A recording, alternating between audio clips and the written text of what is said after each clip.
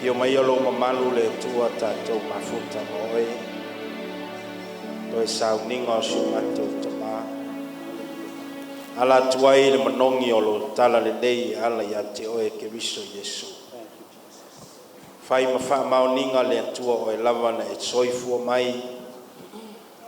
Mai toe tu mai le tua ele malosi o le oti. Tau talo ia ilo wanga le nei ma ufamilianga ile nei aso. Mata la ufio nei sauninga se yo lava ilo na fai wina. Le foi mama o lunga tu so viinga tama.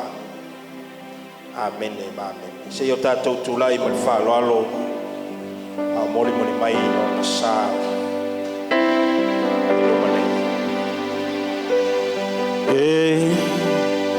Fia tu sia lava o a upu.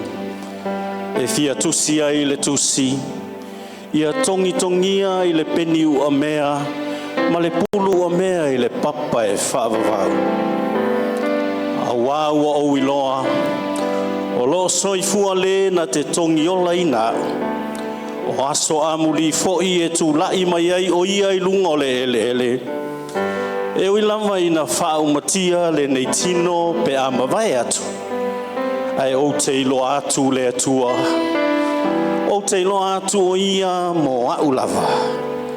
E wa ai atu foi o mata ia te ia ua na o ia lava. La uoe. Le kariota o Israelu ma au e tie solo whanua. E ua matango fie o ala fau i sei. O ua e asoa. O le fale na utu poto i arasi. Ai fale lunga i perosi. O le ofu pulumuro na asoa. O le pale auro e mai ario. Talofa ua le toe tutupu lua e le vanu na ilo atu toe kosi. Ua le funga le vine. Ua le matala le rimoni. E ua lafu le auro. Ua liua le auro le lei. Ua sasaina maapa ia i tulu inga o ala uma. La umana me ae. La uoe. Mapuia oe pe o le sevi maunga o matangofie. Se yo atu le tae au sengi maluna sisila mai. O le la le lei o le masina ma le pupula o le la. So la ia ma mapu atu i le vaitafe manino e pei o le tioata. So la ia le no foali i o le atua ma le tamai mamoe. Se ilo atu o na fofonga alofa. E ua faa umatia le oti i le manu malo. Le otie o fea o iai lo tui. Le tuunga maue o fea lo manu malo. A wafa uta ua fatasi matangata le fale feta fai o le atua. E mau foi o ia ma i latou. E fai foi i latou monanu. E iate i latou le atua lava. E solo e se foi e le atua loi mata uma i o latou mata. Le ai foi se oti po se whaano noa po se aue. Le to iai se puapuanga. Le iai foi se po i le mea. Le au ngā fo ia te ila tau se la mepa. Po le malama le la. Au au le li o le tua o Israelu. Na te wha malama ina i la tau. La tau te whai fo i matupu e wha vavau lava. Amen. Lau sunga le taitai o le sauninga. O le au mautu mai le sao le sunga le tiakono. Le whetalainga i a Taaloga Iosefa mo ona to e sauninga. Tai o le alala mai nalo le whapoto. La wanoa maulunga mo tātou whaiteu mo palimare alofa. I sunga tiakono po le tohina. O lo tau a wanoa nei mo le ngama whaloalo.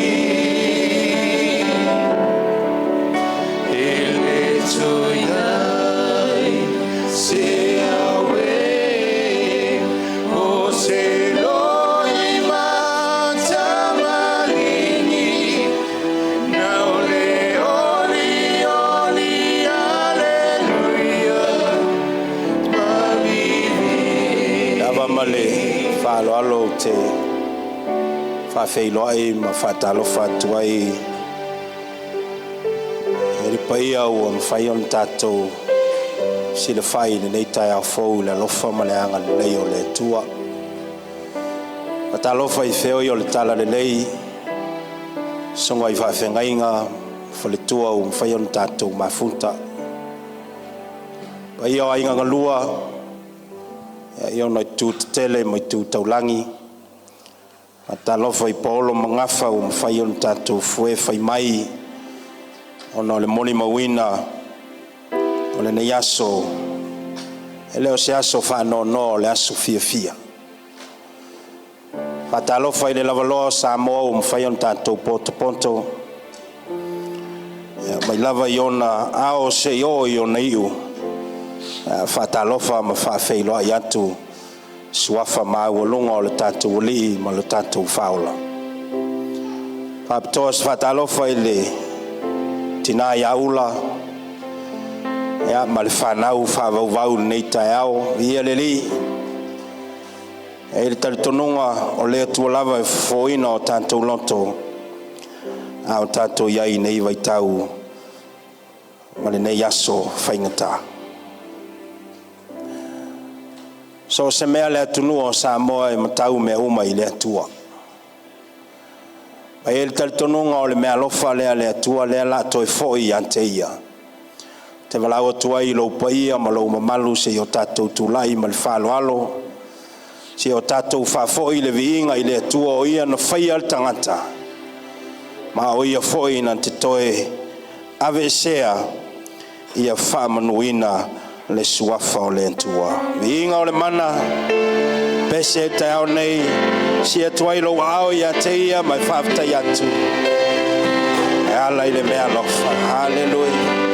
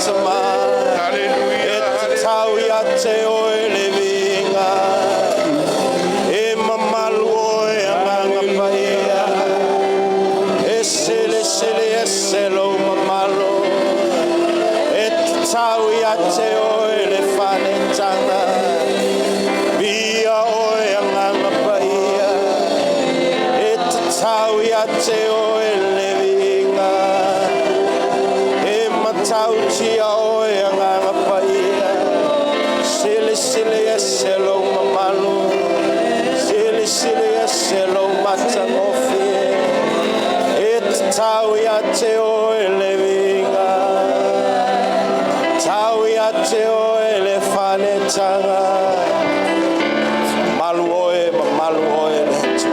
sile sile e selo glory hallelujah.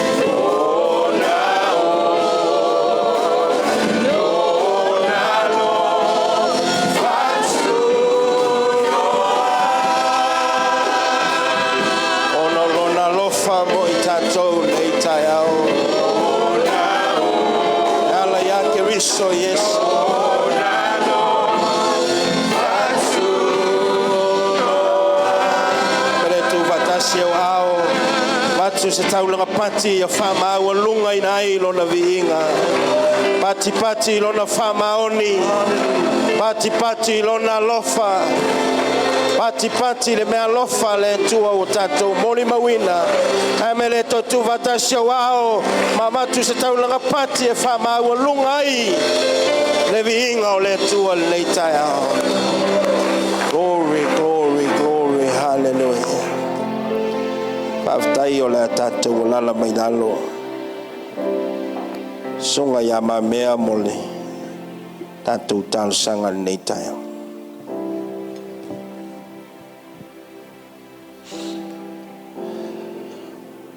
o lau mea lofa na e foai na e awina mai wa e toi ahamia na e foai mai wa e toi ave esea le tual tama le aloma le anganga paia o matou poto i futi afu le nei taia o le tua i lo malu o matou o mai si o mantou whamanatu le soifua au auna o se aso fie o lo matou tama i a Taaloga tama o se sa tu i matangi olo au wa ula ma le whanau ai me se le pa ia inga ele ngata ile o se sa fai masolu i lau i kahalesia e na awa mapu atu le tua i au au o le taulanga vi inga o le whanetanga o le whamanu ma le whawhetai mātou te whaafo i lea ia te oe. O no lo wanga le lei ma lo alofa e ala ia Taaloga. O se mea alofa na e foae i lona ainga ai mese o lo mātou i kālesia. Ta mātou te whawhetai ala o fio no lau mea alofa le soifua. O le utanga lo loto le atua lo mātou ta o le uta whetalai ua manu ai ula ma le whanau. Le utanga lo loto ma le tō whama mau sa ai lau ngaluenga whaaleanganga le atua ua manu ai lau e kālesia. Ia fo i matu mau watu o louvi inga ono le soifua au na o lau au na le atua. Ua fo i atu o whamana vaina o na ngaluenga. Ia fo i matu mau i ate oe o lou lava vi inga. Le atua le nei tae au mātou te whaasifo i o wa au angalofa. Langono le mafatia, langono le tinga. Ono le mesia i le mafutanga le atua. O le ali toi va aia lona tino le atua. O le ali toi whaalongo ina lona leo. Ai mātou te talitono ma le whaatua tua. Ua mapu atu o ia i o wa au anga le lei le atua lo mātou tama. Awa mātou ta talo le nei tae au. Lo wa au wha whanawhana. Ie e fofo i o mātou loto i le nei tae au. Whamanuia le tina ia ula ma le whanau. Whamaise lo wanganga le atua lo mātou tama. Whamanuia fo i pa ia i ainga na lua le atua. Paolo mangafa le ngata i leo whanau a tangi mai ala le atua. E iai au whamanuianga iai o au wha whanawhana. Lau whamaro longa i o lātou loto. Whai loa lo fina ngalo. Awa e pule lava oe le atua i lau mea whai ngaluenga ua toi fo i atu. Iou lava au le atua. Talo fo i le atua i lau whaama whanawhananga i lau au na ma le whalitua. Ma le lo le kālesia. Ono le taulanga soifua. O le toi ina sa ofo le soifua mo lau ngaluenga le atua. Lau whaama whanawhananga i lau i kālesia le nei tae au. Ai meise o le lau au whai ngaluenga. Talo le atua lo mātou tamai le nei tae au i lona toi aso le atua ona toi sauninga. Mātou te tuulau lafu atu mea uma i loa au. Le whaunga lo lava nganga pa ia. Whau ui mea uma o le a mātou whaia le atua lo mātou tamai. Ona toi sauninga ma pola kalama uma le atua. Au ale tia mea uma le mafu tamai o oi tamai. E mamalu ma pa ia. Ma mātou maua le nei aso fia mātou te mana tua ai. Ana ngaluenga sa whaia mo i mātou. Ia fo i mātou mau i ate o louvi inga. Whamanuia le atua le papatonga le nei tae au. Se taimi o mātou whaalongolonga o e whitalai ala i lau a fionga. Ia alo male mana la upu. Fofo i o mātou loto le nei tae au. E sile lau whamalolonga whaaleanganga. Le tina ia ula male whanau. Whatasi mai a oe tamaelo na amataina. O na tonu se yo o na fai wina malutia lo mato wola le uia yo ala tele le tua leo mai poi famania lo mato faftanga le nei tae au famania inga le tua ia fo i matuma wato lo lava vi inga nei se yo o le favavau lava amen.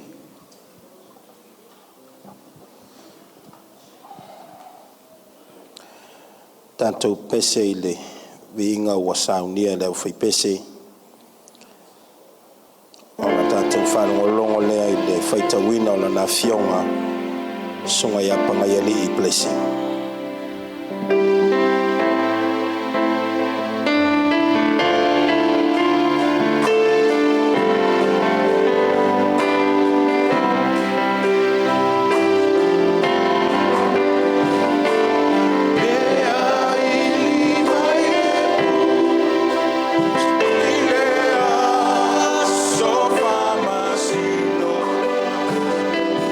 Beata fama yo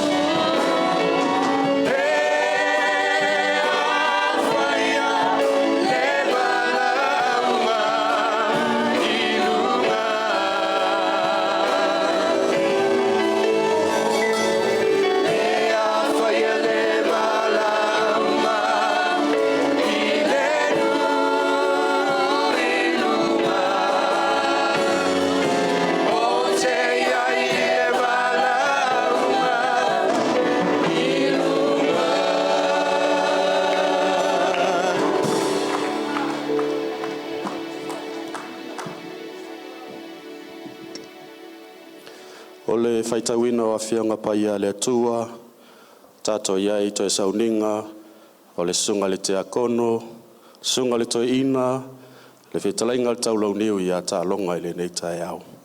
Ma o le amaua mai lea i le whenga inga fōu, tusi sa tusi e la apostolo Paulo mo le ekalesia i Filipi, a o se whiau tau moli fo i mo i tātou i le nei tai au. Filipi olo namta upo e tolu, whai upo e luas fulu, ma le whai upo e luas fulmatas, o le a o whaitawina. A waolo tātou nu moni ua i le langi lea, o loo whātalitali mai ai tātou il whaola, o le alii o Yesu Keriso. Nā te li ua o tātou nei tino ua leanga, ina ia whaia ia whātatau i lona tino mātango fie, e tusa ma le mana nā te mawhaia ai o na whāto i lalo ina o mea uma i ate i alawa. Toi whaafonga o le au whaitawina, a waolo tātou nu moni ua i le langi lea, o loo whātalitali mai ai tātou i le whaola, o le alii o Yesu Keriso. Nā te li ua o tātou nei tino ua leanga, ina ia whaia ia whātatau i lona tino mātango fie, e tusa ma le mana nā te mawhaia ai, o na whaato i lalo ina o mea uma ua i ate i alawa. Ia whamanuia mai le atua e ala le whaitawina, o ana whionga pa ia, matamai ni lawa se i o le whaavavau. Amen.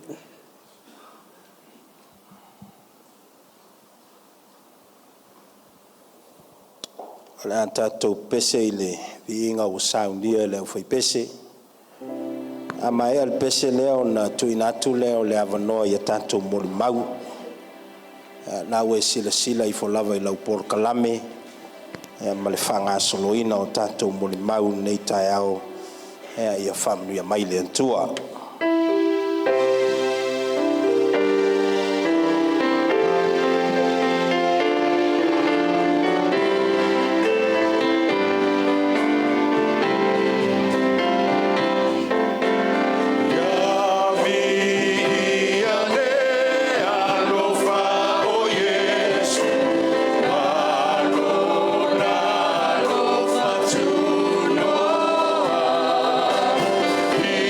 Bye.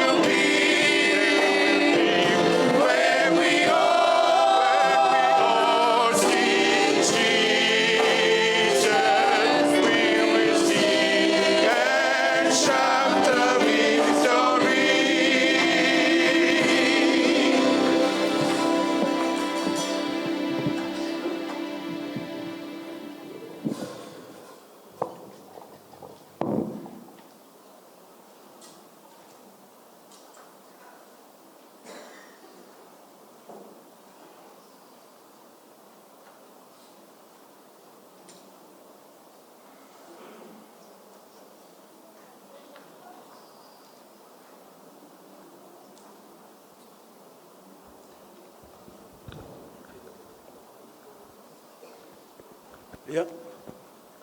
Ia lele nei taiau. Ia nei. Tau mate mai po ile pa pesa kari o ko inga mo mua ku la vanga ia. Le io. Tau tala ile ava mal fa alo. Ia tapulanga ia so leo. Ao halal mfuari ni taiau. Nei fa ngana sfa mtalanga. Ia avere malapi. Ia o sa fulfulia ya fala mama fale ni va ya so no va ya kule por kalam a mai leva no maftanga tama ya au nei o lo avengi ma tai o maftanga tama I Falelauniu ngi fa nga ai lo ola tam fai moleli o te fafta ya ila ai ngalua mo leva noa ya me se voltina ya ula malfana wa ale fa kanga ma ye ula malfana li seva ngo sa uska se mafkanga kamai lunga I ngai pule mea ula malfana e me se anga na lua ole ele sa tala tele fai ele tamao Taaloga pauar mea o te lo ko afitu ne o tau sanga talo no to tono fa tanga ne e fai singa le walu kalonga ngai ia o onga le leisa o maua mai ai tele o taimi mate mafutai mate tau suai ma fautua mai ai ata ngau ke la kiki ke le yo se a o onga samu Taaloga o lo fa kalonga ele stranga kai e kele ka lengi o lo toina le no vai ai kai mi ko usau ia le kai mi ko usau e tono faltanga ngo vai o ka kai palamba ia koe o koe vai foi fai moli foi ia koe fonga koe fau e lo fale lo ka muka lo ngawinga la e tolungi fa modianga o lo netoina por tamaya Taaloga le lu tau vole mo matou nei ai mashel maftanga tama ia ele kele so mal malama tele le tama le ya Taaloga ke lo kele o kai mi make kalkalango ai pauala o talanga fai ai kaimi o fai ma ko ngalwenga telo sila fia o mala ngalwenga le tuai pale fonga fa lua le ma to fa fenga inga tua le nga umsale to sanga le te atunei se vai me o me o ingo vai ai wa ele fiku su fa ka sanga ilungo le me ai a por fale la fonga fa lua ia o le toina le ele mfengo vai ai o kelilia au sau le o uli mai asi malinga luenga o le lunga le tama fikus furfaka usanga le loko mai lunga me ele o kamu o vinga yo toina le o tenofuma ele pala ai ele fefe meia yo ya mato nga luenga ia e fa me aka longa me kan fai ia ka foi ngoka mun muri ngai mako ka lo o lo tama la le o lo tula fa ia mo suyo le maftanga le tama a ma se sunga fa fe ngai o ia le o lo fa tama el mato maftanga ia paulo se mako kala ngai le nga for kile kilo kala ai fa manu ia le tu le ngai langa se mato tama nei au ke vala awa ko ma le nga fa alo maftanga tama o ai lava tama o maftanga lo kongui su matala au mai Ele mako pese le sa faku ele maliui ale tamane. O nei pese nga kusi lava I ma o ko ele mafkanga kama. Ke mato pese o pese vai la le fia e ka longa fa longo longo ai. Ke lo le fa longo longo ngai ka longa kai mingai su mai matala a mai maftanga tama fa mol lava. Yo se mato tala le nei tu la ta fa manuia le tu nei ta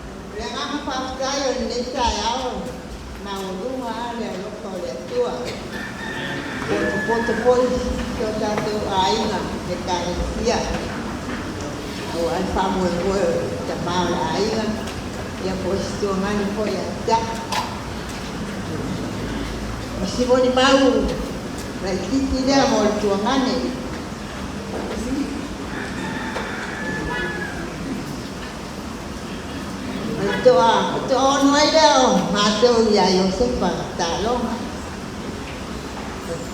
Toa pale maiu ia maia le sio.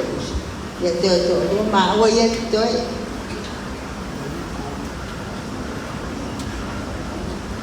Ona dei mafutanga, o se mafutanga e mafana. Te dei loa poa. O la se upu se tuangani. Mato uma. E o foi dai na yo tuangani mo. Se ai nga fial fani. Me la ngona i lo to le nganga o le tua. O fo iana. A ai mato o dai o mato. Mo mai po sa. Ai bi ingan fa dai le tua lo na dei. Mato wala mala lema. Tuangani na batulo se tal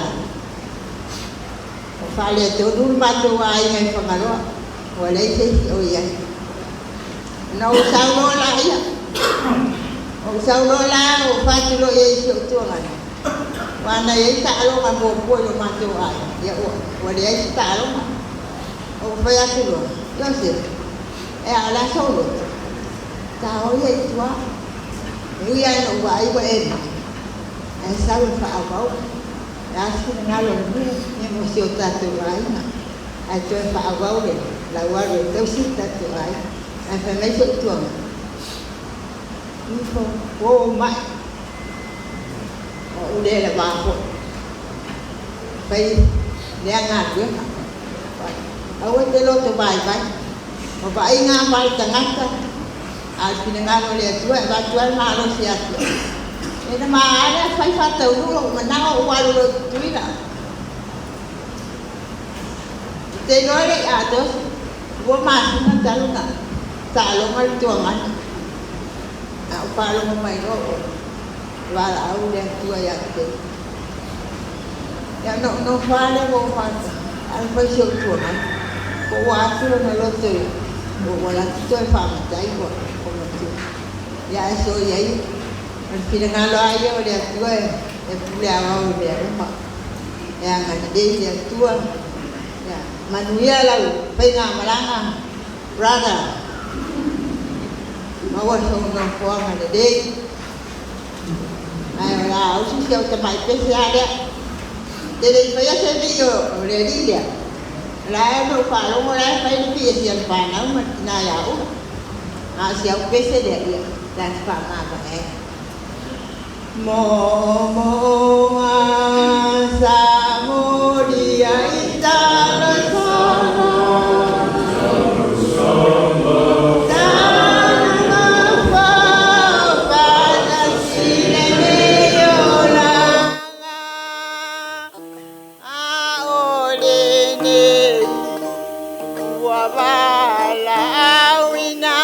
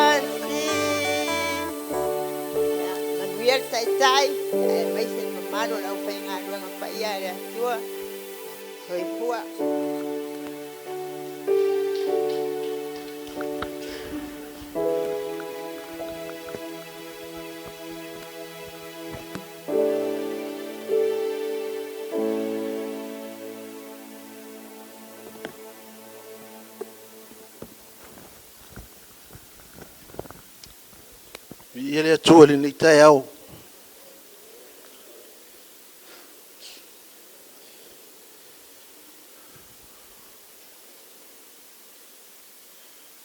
Le au le ko ka inga u fau pe o ki se sainga le fala piu fai vau. Kile ko apa fo I se la mo ko ngi yo fika I fa lo le manga. Pa I malu ngi tula le ale o Iosefa makalanga. Ngi sasi se nganga yo nga vele malapi le ona. Ai wa ngi ole wai ngufwa onga ko inga le. Haleluya. Yang umafau apo fe amaka mai lau sa umulimau. Ya ai la amaka mai ia ile kausanga mua nga mama fukai. Langa o ke fekul ko inga le. O se ka mai ko fi ngau. Ile kai manga o ia ka alonga e fa inga se me pe a fa manginga lo kala. A fe se lau I was fuma le ongo. Ngama o malunga finge I sava I lo ainga. Ele I lola ko inga le ma o. Ia o le aso mua maka ngu ai mafa unga I lo ainga. A kai au. Ku mat fe awon mako ainga. Pai mai. Sang. Pe me ya o ainga la kule pe me makai la ainga kiala. Awa fai meia, fai mele uma fau. Ese lo ko ama o mele ngfai. La mele ngfai, te kulo la pa ia la ainga. Ai kai wa la kule fiafi, po le al mele mga ole ainga. Wai mama ko. Ai. Ole ngofo met ko inga la. O ko inga la lo ngofo mai oile. O fa pela le ai la, ele o se ko ole ko sa wala ka la le ngofo mai o. Mela la ka ole ko. O ko inga le lo ele yo mo o ai su ko inga mo le o fa pelo le o ma fo fe ya kia le ko yo ngi le ko inga mo nga fin ai fai ma ko kala le po ai fai mer ko inga ya o mar kasi la vor fesiri nga usau ma o mai o usau le vasa kasi ya fesiri ke mga kali o ko fo o aula ni wo fa pe po la se fesiri fa nga kar ko inga la fa mai ngi po ya ai fesiri mer ko inga fa mai sanga ke lo fa lo wa fingi pe o kasi kan ngo fio fesiri ko inga o kas fa ngo fio fesiri ko inga fa ku Iosefa o le mea nga ma mai malo fa fingi o ke lo fa maongi lo wa fini mai lo sko inga ia wole lei o aule ko fo pa wal nga o fesiri nga usau ba Iwo wa umak pe umak sia pong sa ia alwa ia ka sanga mua nga le nga mama fukanga mar ko inga ia alwa ilma ko mafukanga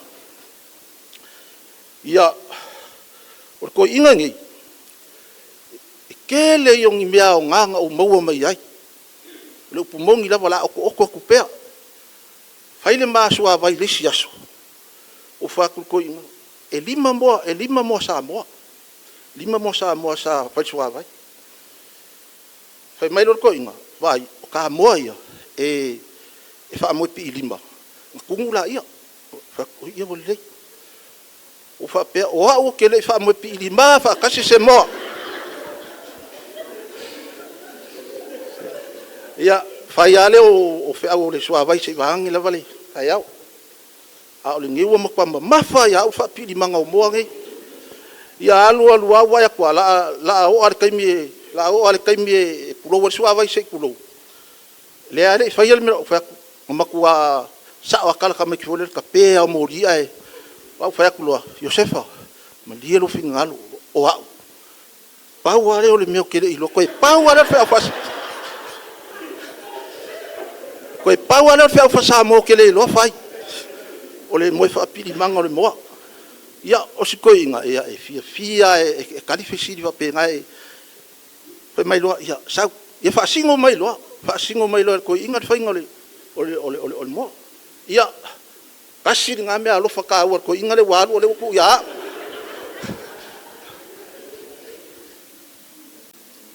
ole ko inga ngi e fai mea mai a ia fai mea mai ai ngi ko inga ke longa ko sila fia le ko e maua lo sanga kupe e ai aku ala e la vai se kanga sima sau ka aku nga kai ole sei lo fe au ya o fa ka nga mero kanga sima i sau fai le mea ngau ko sila fia ko ka ngai fo i lomba oka le nga makale uma awa a olanga nga luenga lava le kilo lava pea e fai lava ia so uma laua kingo mai umaka ngo fielo nga maoka ia ole ma oil ko inga ngi ole ka amu al ma oil ko inga ke lola ola mea ma la nga luenga makua ngai fai ia so uma va ka nga mama fukor ko inga ole mea ke alo yo ke va ai e mau se fas ka amu fai ngi me ai mau se fas ka amu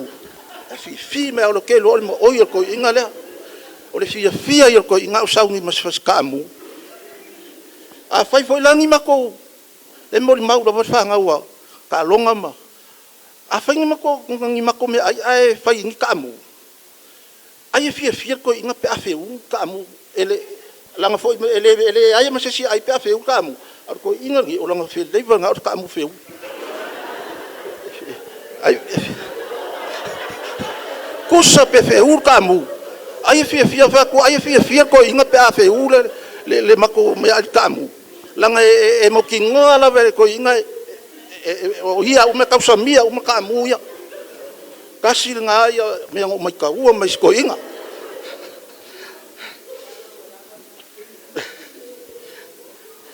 le sia o nga ka o ko inga le nga o mo mai le nga sa wa ka kua ko i ngei no fa longa pi ka fo kua ku i ngei o le mele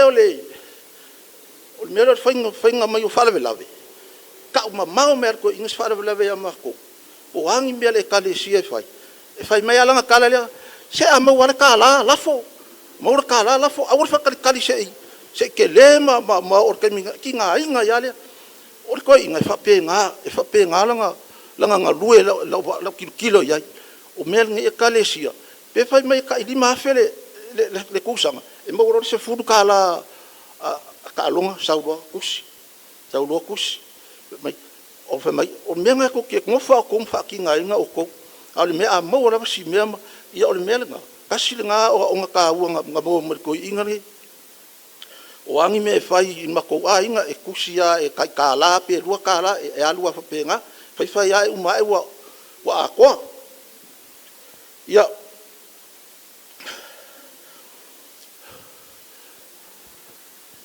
o ko le ore mo mau ni fi ni ka ya li nga lua ia Iosefa ia fa ko ese aku ia ki oi fa malu lua ko foi o nga wale u la ka singa ia ki oi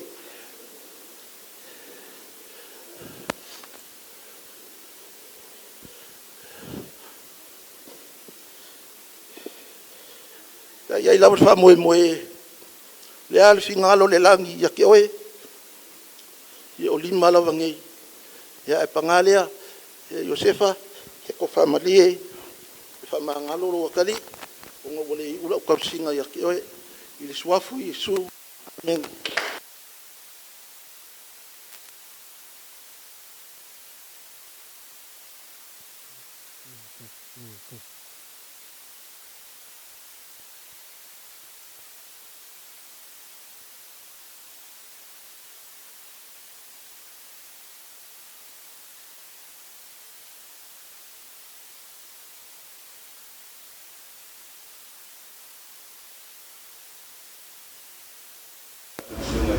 tai tua ia mai se pa ia la silasio le kalesia wa tolu e cha mo mau ia te lo to lua amen ia on fa solo le sva ngai lalu o lo ngo kitiona tolu vai shoutina le sa mo mau mo o Iosefa la Taaloga Iosefa o le tuangane na shoutina e ona mau nei tai auna to lau fo el tina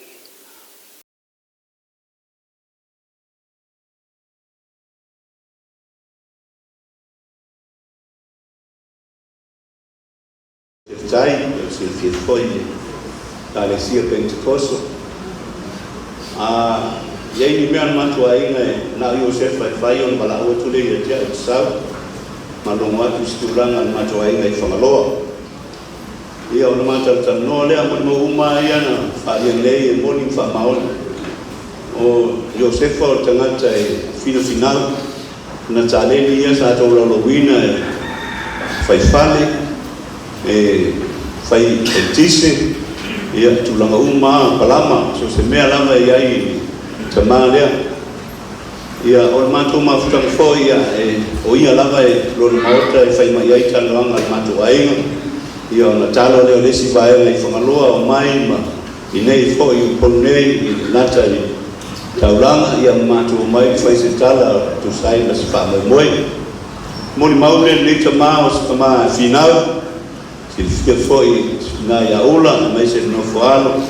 Ia na matou mafutanga. Lei se mea o whaletonu, pau mea tātou whaftai le tua wala au mai, le tua I rana wauna, I alo o wauna pēr mga lua I tono le kālisea, whaftai fo I tamā, whawhirenga man nātou mawhtanga, whaftai whalonga vai tala noa lawa ia, tālonga I le lātou fo I ngā luenga nei le whinau, ma le ngā lua whatasi o le kālisea, ia e meise fo I ngā luenga lea sa whenga iai mai lātou I le mawatu na wha, Ulfalina ai, e o se moli maupupu na, e tonu le aso, e le ase tasi o tātou, o lala I leina tele o silafia, I o winga o lei tamā, nuia na malanga, tālonga Iosefa, I leanga lei o le tua, whamanuia fotina ia ula man whanau, e mese pa ia o ainga, I tu tele mai tu taulangi, pa olo foi, langa mai, nai tu al motu salafai, ia marole on sai, whaftai me oma,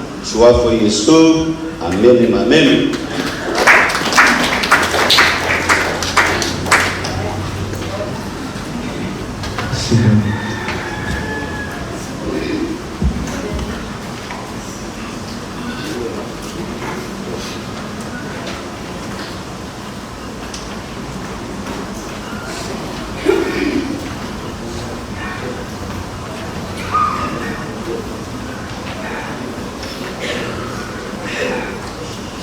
God is good.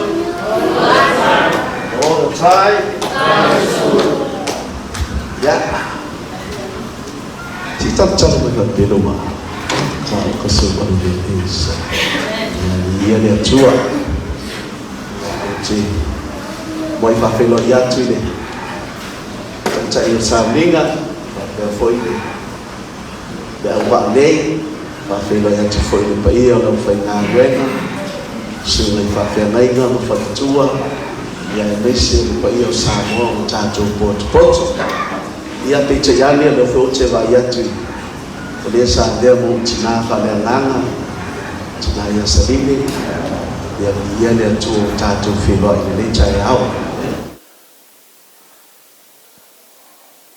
o va yatu le fasolonga e lima vanoa moni se fia moni mau fasolo atu ilalo la va ai ile o ia lava se avanoa moa Wa sa tau na ini sfapea o se moli mau o se whanau whai.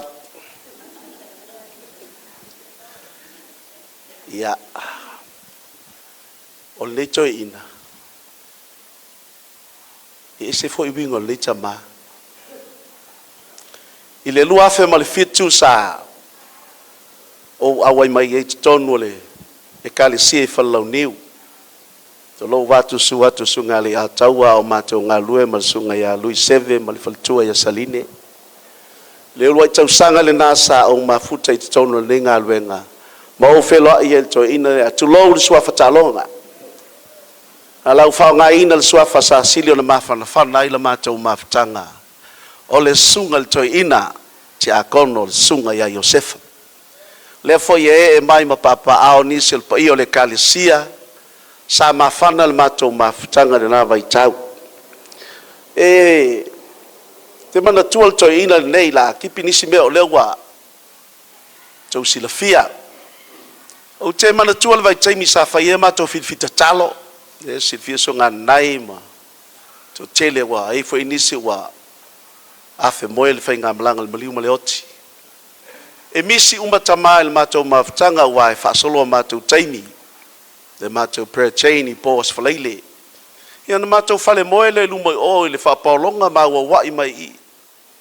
E misi umatama e le misi Taaloga sunga ia Iosefa. O le tangata I eilo na loto le ngā ruenga. Tasi fo I leo whaiaonga. So staimi o te launga ai ia sa. Ia na maole ma whasoa. Ia e pei e toi a wao malta maloa ia tia. O inala a utalia ina. Ia piwa toi mawalesi I loa atili o na le fautuanga le tamane ia Iosefa. Le ngata fo I lea o se tama sa wha malosi au. I leo langa au na I lea tua. O lisi fo I me le toi ina le nei. E ese tau tatsao. Tau tatsao tele le toi ina. Me fo I lo te fia iai. O te whaafitai le atua o na le vaitaimi sa le lua apes fulfa. Na umanatu ai o le au whaamawai o na ualanga ina le matu falsafo I fale asi. Na usau lea matala noa fe atu Iosefa. Wa iei le mawhirifilinga le amao ma le matu ainga sei. Langa lea ualanga le falsafo o le matu ekalisia. Langa lo ainga le atu ai le ekalisia. Na mai le fautuanga Iosefa e te aumani. Se ewe te alu. I leo mamao vai telefou e te no foi mfale asi walu masau fe atu ioe ia alanga o a o matai o matou ainga e le ngata e fai fe au ia e matai tau no walu o ia sa fautua mai lava Iosefa ia tau peta iane e fe atu ia la walu ia lui le tonu e fe mai lui o tonu na ia le ala na tu ai le ngaluenga I pele le loto Falelauniu nei ia maanga iatu ona walanga ina le matou ngaluenga fou. O le vaenga mulmuli o te fia mulmau le tama. O le so onga le o le falsa I lumai o. Sa le so onga le na so o le falsa. Ti ngā lava na le au Iosefa vatu mea whainga luenga lunga ia mātou masimo ma le vaenga lea. A e atua Iosefa le fata mana vatu mea lunga. Ona o whaaluaina le o le fina ngalo le nei. Se ta maa lava ina loto e ngā luenga le atua. Ula, ia ua leo se loto. Ua leo se fina ngalo ai ngalua.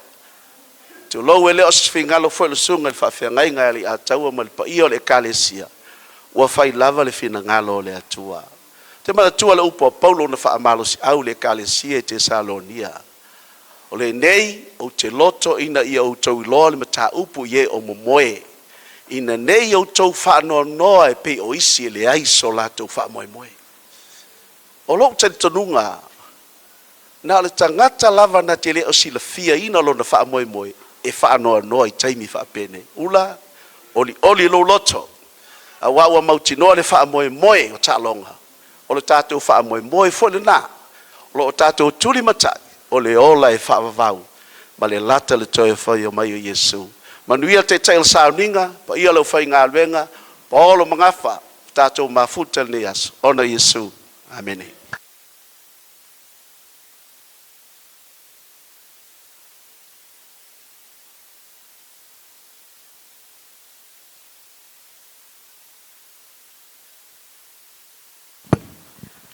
Ia le atua le nei tai au fau. O salo nisi o tau ele malama fo ilo tangata. O le tinale sa tula I atu. Ia, o le tinale I atu. O le anko le wa. O te ta ua lava o le tuangane wa.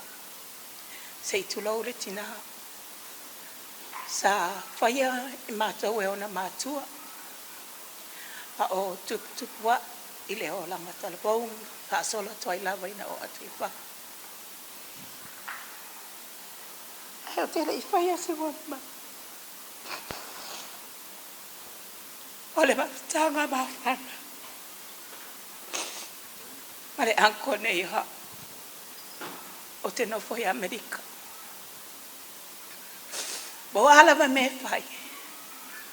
E fai lava ilo na fingero fa unga kolo lua iwa. O mea leo ke mga e fai. I know the last time he said something to the daughter. Fai alua iwa po unga ilo alo was fa.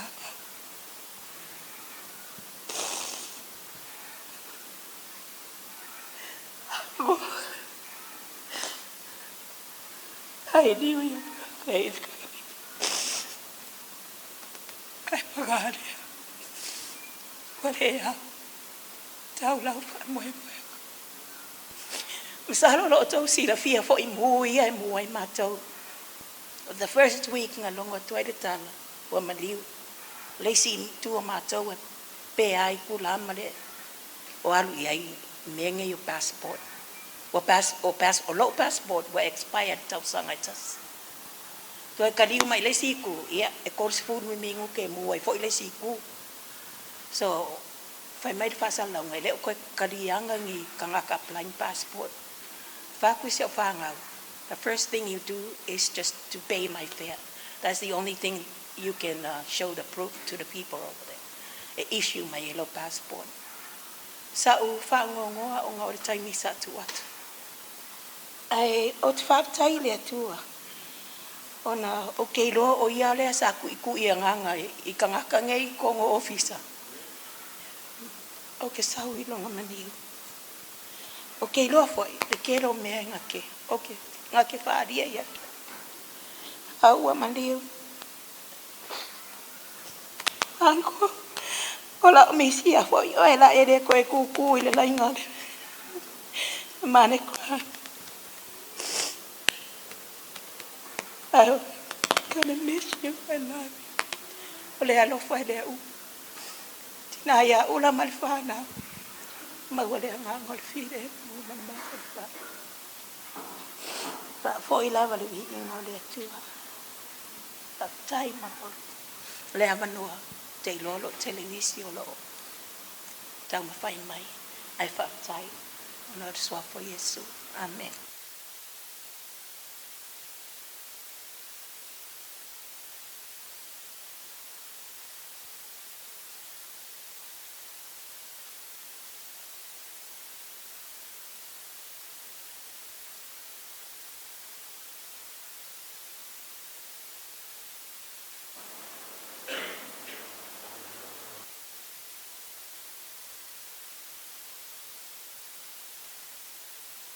Ia vi ia le atua. O le ata oto ia wha amaene o tailo loto. Le pa ia sa uo o lo ua sao nei.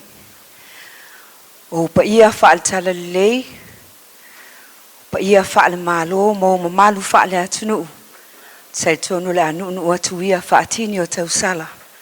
Ia wai le ngafa tau li maina I sa ufa amtalanga. Ai o te wha atalo wha atu. Ia mo o whaatu loa te foi, whaaftai tele, ta maa, lau sunga al taitai al ta maa whaalianganga. Ia ua maua le avanoa. E mua sa o whaasoa I si o tuangane whaiwhi au. Tūla ia whai mo mātou sui. Peitai. Ia ese foi le langona.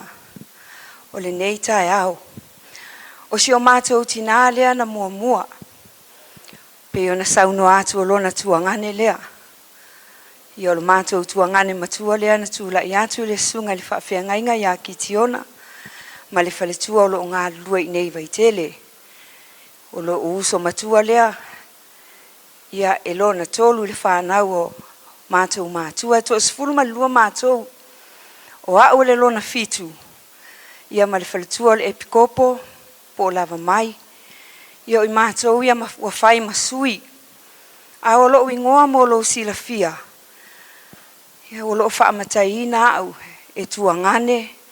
Ma uso si o mātou tina. E maise o na i o tau songa.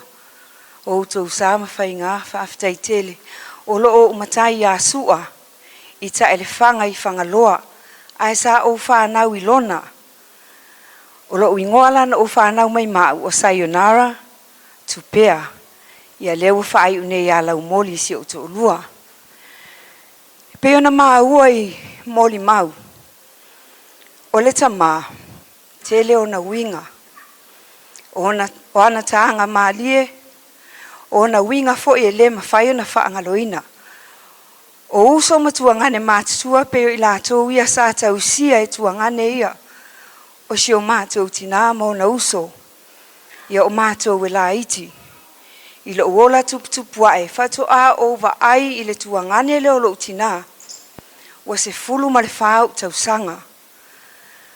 O lo ni fo au lo le pe on tanga mai o lana mea alofa le ia te au. Le tausaga e afe iwa se lau valus fufa na o wasiasi mai ai. Ia ina o fo ia tu i Amerika Samoa. Ia o tama aloa le ua manu no fo fa inifo. Ai se a ua fai ei lo nifo mai mau fe atua ai. O le mea alofa si tuangane o lo utina. Alua ina mafutanga he ile aso na fo i mai eisi o mātou tina le tausaga. Fia o mai si o na ainga. Na fo i mai lo mātou tina ma mafuta.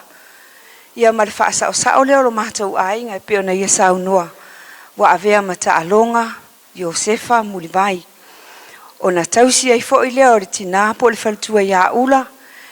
Ia ma le tama le ti a kono toe ina ia Iosefa isi o mātou tina. Masi ana whanau. Ia e tau fo ilana te ine leo whaunga o si o uso. Peo le mele le ngalo ia mātou. Ia si tuangane leo lo mātou tina. E whapena fo i ona tuangane uma. Manai ona uso. Ia toe to alua ila ua lo to mai. Ona whapena lo tala lo mātou tina. O toe fia fo i atu fo i tutuila. I ona whapena lava leo na whai. Ai o niona winga e aloto alofa, e ti ngā lava o na ngase. Ia e moni aisi o mātou tina, sa tu alalo lava ma faufautua mai anko, ma lielo finangalo. Aluia e fai oe ma faasa o sa o tātou a inga i musu. Se iwanga nā ua uma o tou, o tuangane o lo mātou tina. Ia o na iaileo se vainga ina i o tuangane, ia po o tausonga foi, po o whanau. A uso si o mātou tina mo na tuangane. Ia nei umina wala u whaamtalanga. Whaapea upo le fionga lea tua. Lo uanga ngai. Ia e whaamanu atu i lea li. O mea umafoi o i tutonu i ate au. Ia whaamanu i lona suafa pa ia. Lo uanga ngai. Ia e whaamanu atu i lea li. Aua foi ne ingalo se mea tasi o ana mea alofa. Upo foi o le fionga lea tua. Ula ma le whanau a muia e whaanoa. A wai wha mafan whanaina i lātou. Ia pa u se toa, to e tūla i fo i se toa. Pa ia le e kāle sia i ona tūlanga whaalupe lau sunga le whaafea ngainga. Tinala ngā luenga ma le mamalu le e kāle sia. Sa mōu potu whaaftai tele lava. Whaamanoa ina o tau taimi, tātou te moli mauina. To e taimi o sio mātou tamaa. Ai o te fia whai uina la o moni mau. I le pese. Ia, le piano tata mai sei. Ka vai le pa urua le leo sua. Lo u se ie, lo u pale, au roe o le maa. Taua sa whaaliloe. Ole upu ua tonu ilo ulo toe. Ole tama ele ngalo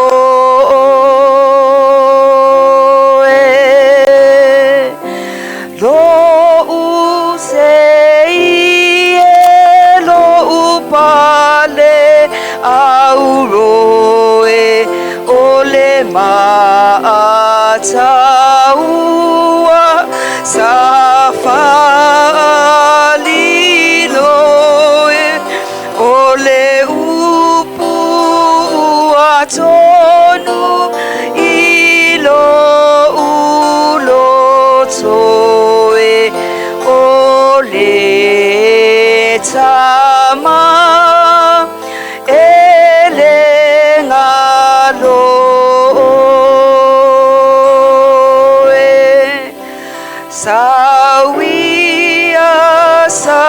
sawia lo ufia fia e o e o la u au mea mama e o le fa moe moe e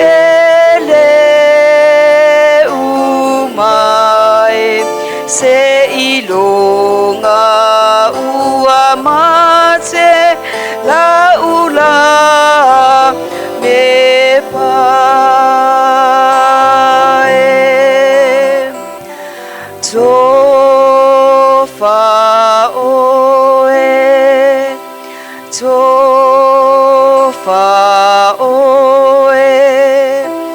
me sepa ilo tava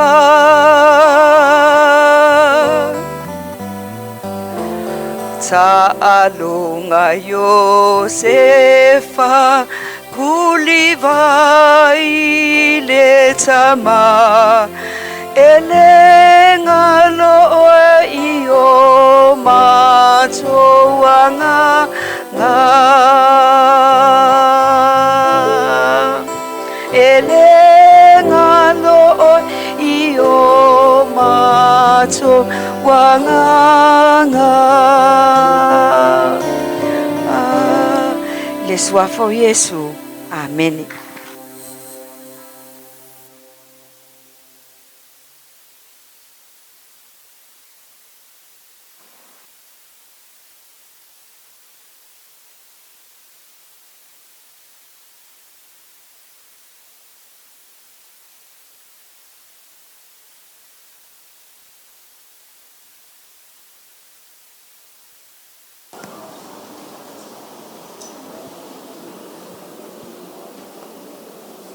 Sui o le whanau mo le anganga whalualu.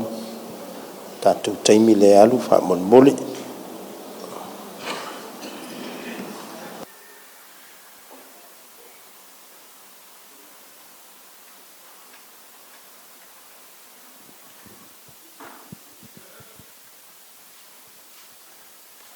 Ia whaftai te itai mo le avanoa. E whatalo whatu le pa ia lasilasi le kalesia le ngā te leo le lavaloa. Ua o whanga poto le nei tu lao le tai au. E moli mawina le aso fia o si o mātou tamā. O le grandchild mua nei. Ale to ina ya Iosefa ya Martina ya ula. Ya o au fo ia stangata pito sili ona whaalongo mausita i to tonu o le matou a inga. Ya le tupu a e tonu se matou a inga.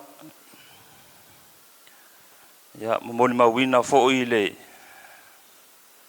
mawava ai pea i se o matou tamā. Ya pe ona malia i moni maua mai atu le nei tai au. Ya le tele o tāleni manga waa nei to ina. Pe ona yei palama ma le tele isi vaenga ia ale misi le moni maua o le whaia onga o le si whaia onga le tono se matou a inga. Tono le matou a inga i leo la e ne to odua ma ua tamaiti sa iai. La oto atu na o mea tā ua i tonu. Ia le mātou ia ma futanga ma se o mātou tamā. Ia na o au ma se o anti le ia lusia. Ia ngai to lua ia o tamaiti sa o wola e ia. Mātou mafuta ma se o mātou tamā. Ma o ngai gai tele uta. Ia e wha aku pēa oe i lea onga. Awa e senga onga i oa e fo i marifale. Ia e whai fo i le sia onga re koe inga. Ol mako fale nga iai ia. E i le pou nga e kūronga ko kongo ol mako fale. Ia e pei o le pou nga e o le wha o sala. E ser fasa ual neito e ina. Ia i maa ua ma se o anti. Ia lea ua mātou whiola ma mātou manui ai. O le whawhataile nā i le nei tai au na o si o mātou tamā. Le tele ma le anonoa i o mele leisa i o whaia tonu si o mātou a inga. Te lele mo le mauna tāpena ina ia e peitai ua. O le ropo whia alu ai wa alu ma tō ina. te manatu ia o le whaapau I le mole mau o le sui o le whanau. A tonu o le si vaenga o la tapena mai le whanau o le to ina. O no le suafa Yesu. Amen.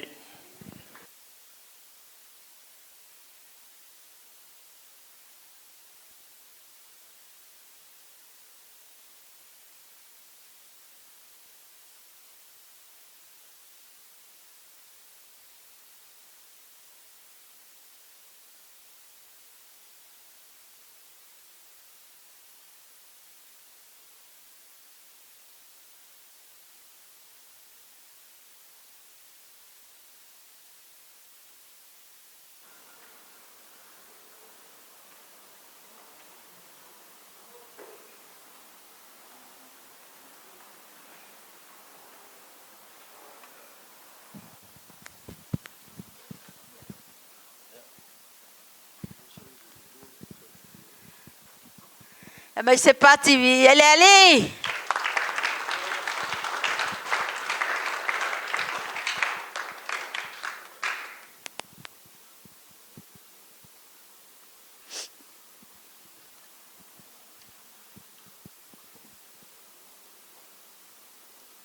Wow.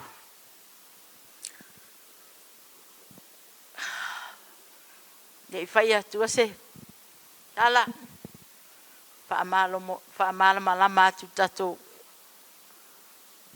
Ila utau tala.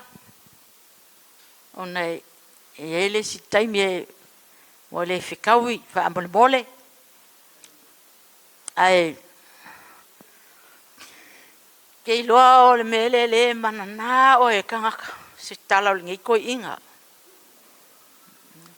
Nga ko ke sila fia mai. Ile ko inga. Mangongo fwa o malaiki. Ia le ali. Ia mangongo folo lea o kwa ma fai poi o I papa sa kawa. A walua ma whangau. Walua ngā whangau. Ngā lo whawhekai ai lea li. Ngā u mawang se whangau. A lau kala ngai koe inga. Oka. E alofa. Koe ika. E isi kaimi makemisa. Makemisa a. A whai akua o wale whekau ia. Ia o maa misa kele. Ma kua I whai ale misa ia. E whai le kae ao, ale a fiafi o maangaia. O le lei po ia. Ia alu le siaso. Te while ngā, ia le ai lava. Maangaia. A whai lola ma kua misa. Ia o ma kua misa. Wa dua aso. Misa. Ia le ali. Ma lea koke sila fia mai. O aunge e a fo inga lia. O ngei ko inga. Ma ke misa ma ua yo aka fai aku I mea longa ainga ai fai mai o au a ka fai aku mea longa ainga ai fai mai o au ia le mea ko ki ka nga mai ai ai paulo le mea fai aku ai o te fai atu fa tai lava le to wanga le le Iosefa se yo mai a se la fa nga o fai boli bau le le ia ala ukala ni ia Iosefa o se kanga kaya lo fa maung ya kiau a ika foi ika ia le ali ia mes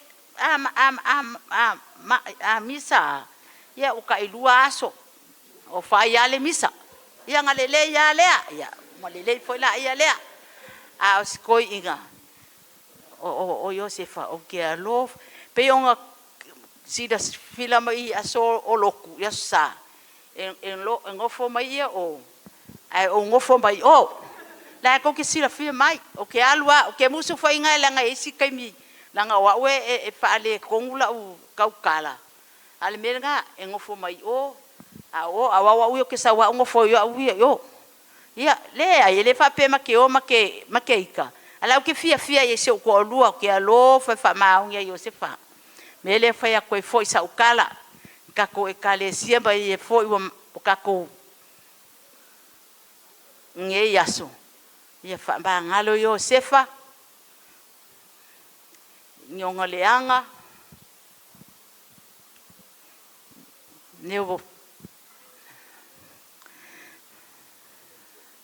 ia ilonga alofa le kua ia ke ka koringe yaso pe nga o fa yaku fa mole o la kaukala au ke manga o ai fa umi ale lo langa ole loko Iosefa me nga ke manga o ai o fa yaku kala uma Iosefa kwa uma alinge yaso ia fa manguia le kua nge yaso ye uma o kako ia nge yaso ia le ali kai lava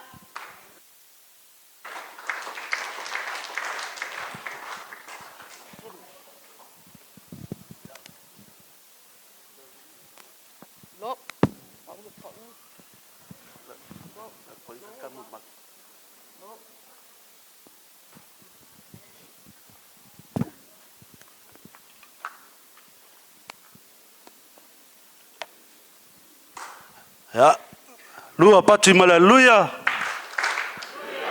Tolu amene lua pati. Ya. Patalo fatulere itayao ya porne foi. Ya do pater futbol, tela fors fulu.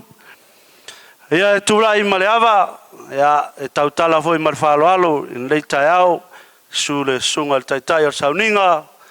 Ya mese foi ya ole paia ole fenga luenga ya mese foi ya le paia mal bave se tato e kalesia ya o wo foi mai la to silafia ya to inalea ya le ngata leo a inga na lua ya mese foi ya o nisi foi la to te leiloha ya o tuova Iosefa ya ole tali I ole to inalea ya le wo fai au masui ya fai al mato mulma ya no fai tultina e fai sa mulma mai te fia mulma la ngo ka fale kongo ka kala e lu aso talu na bala ule tu si mato tama ngar kangkang ya lo moko kangkang ai pion to va fonga lo moko a misa marco inga ka e uma ka wa Israel un palestina e fai uma a kau kama ya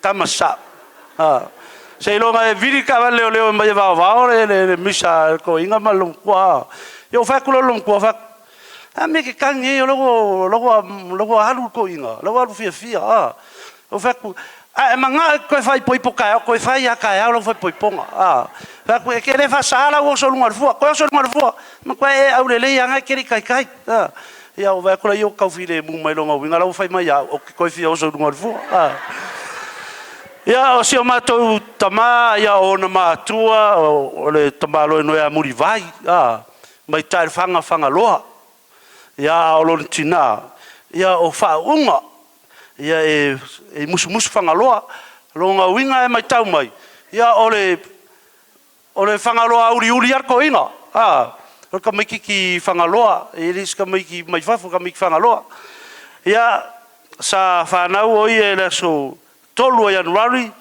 ile tausanga tasi ivali masfulu ya le leila fa popo ya o ke ro wakele ya o pasi marumela la femeltus pa ya e maliu ile so se fulo Januari ile tausanga nei ro tatu ilu o lima no nga wingara e maliu ko inga o fitu sul lima on tausanga maso e fitu pa lengi o mea lea tua fiku aso e fia aso lwai aso ya e fitu o le aso nga maka inga mai se o matou tama o le aso tolo Januari le aso no nas whanau e vai la le pa lengi ya e whaftai ele loto i le tua no le nei tama ia nga fai poipo la i kenkiki u le le o le ure o wala i sava ia to mai tai le ula ia pion ko silfia ko fa fonga mai e lua ia fanga ia longa winga estimatinga lo winga kanga kairunga kwa ia ma ai fai poipo le fiku iwa alitina ia nga fai poipo fiku iwa nga o masinga ia fai poipo lo le va nga ia fai fa ma nice mai lola ia la inga se ia matung ni fa na ia o ma ko la fanga ba o si mere ke le nga kuli e meio kanga o e fai kala meio fai poipong o ia fo maliu ma se ka ko kilo pole se ia ora ko inga e fiku kasi rua ko fa lima ongo fik e fitu fa tamar ko e mariu fiku waso ia lenga mariu fiku vola ia fa tamar ko ia fa pela se yo ko ngai ungu ia fa sau vat baru fiku ko ia sila la ele si o ma ko fanga o fa naula se ma to tamama se ma to tina ia ko fa tolu tene mar kama au le ko kas ia matua tene piko au ia piko le skenge ia mare skenge ngai mau watu fa ia o mea soi fanga le olanga alu ala ia fai break car break o fai malu break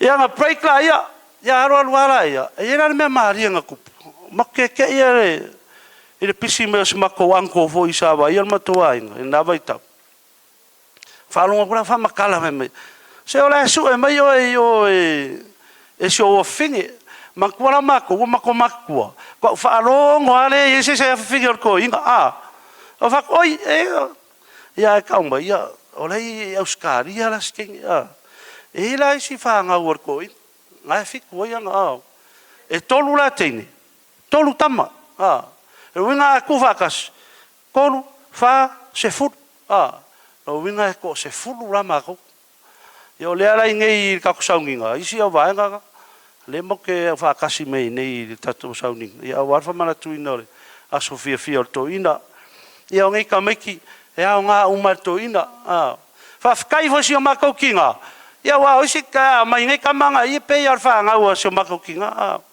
ia o ke lo ilo pa fa pe in fa ngo si o kinga ngi ska ma lo polar fa ngala fa ifo ia are kali le ia si mako kinga le wa ri pe ma fa ftai le tua ia no si o mato tama ia aku wangela kanga kupu mer ko inga ia fa fe kai la ver kama ilo nga ia fo isao ko ngom kanga ruengo fa ma winga le tunu ia wa ke pe wa mar fa se fur pe la ka fo ia fa ftai le tua ia no lan fo ai fo tama ia ma wa ma ko ni ko kele ia o le tama wa kele ngi si va nga wo o le mo ma wo ngi so ka ko ai ngai va nga ia ka fio o ia ia pe on ka ngi si mo ma wo ia or ka fi na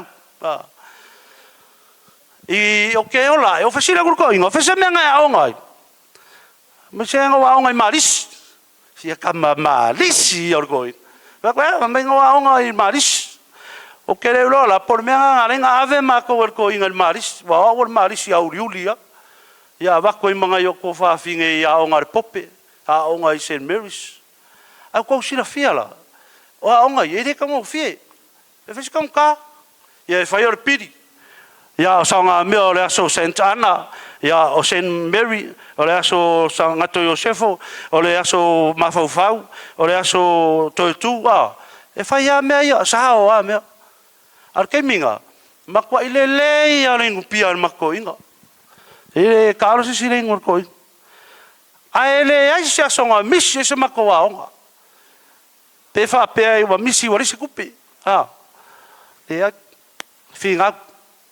finga u yo ko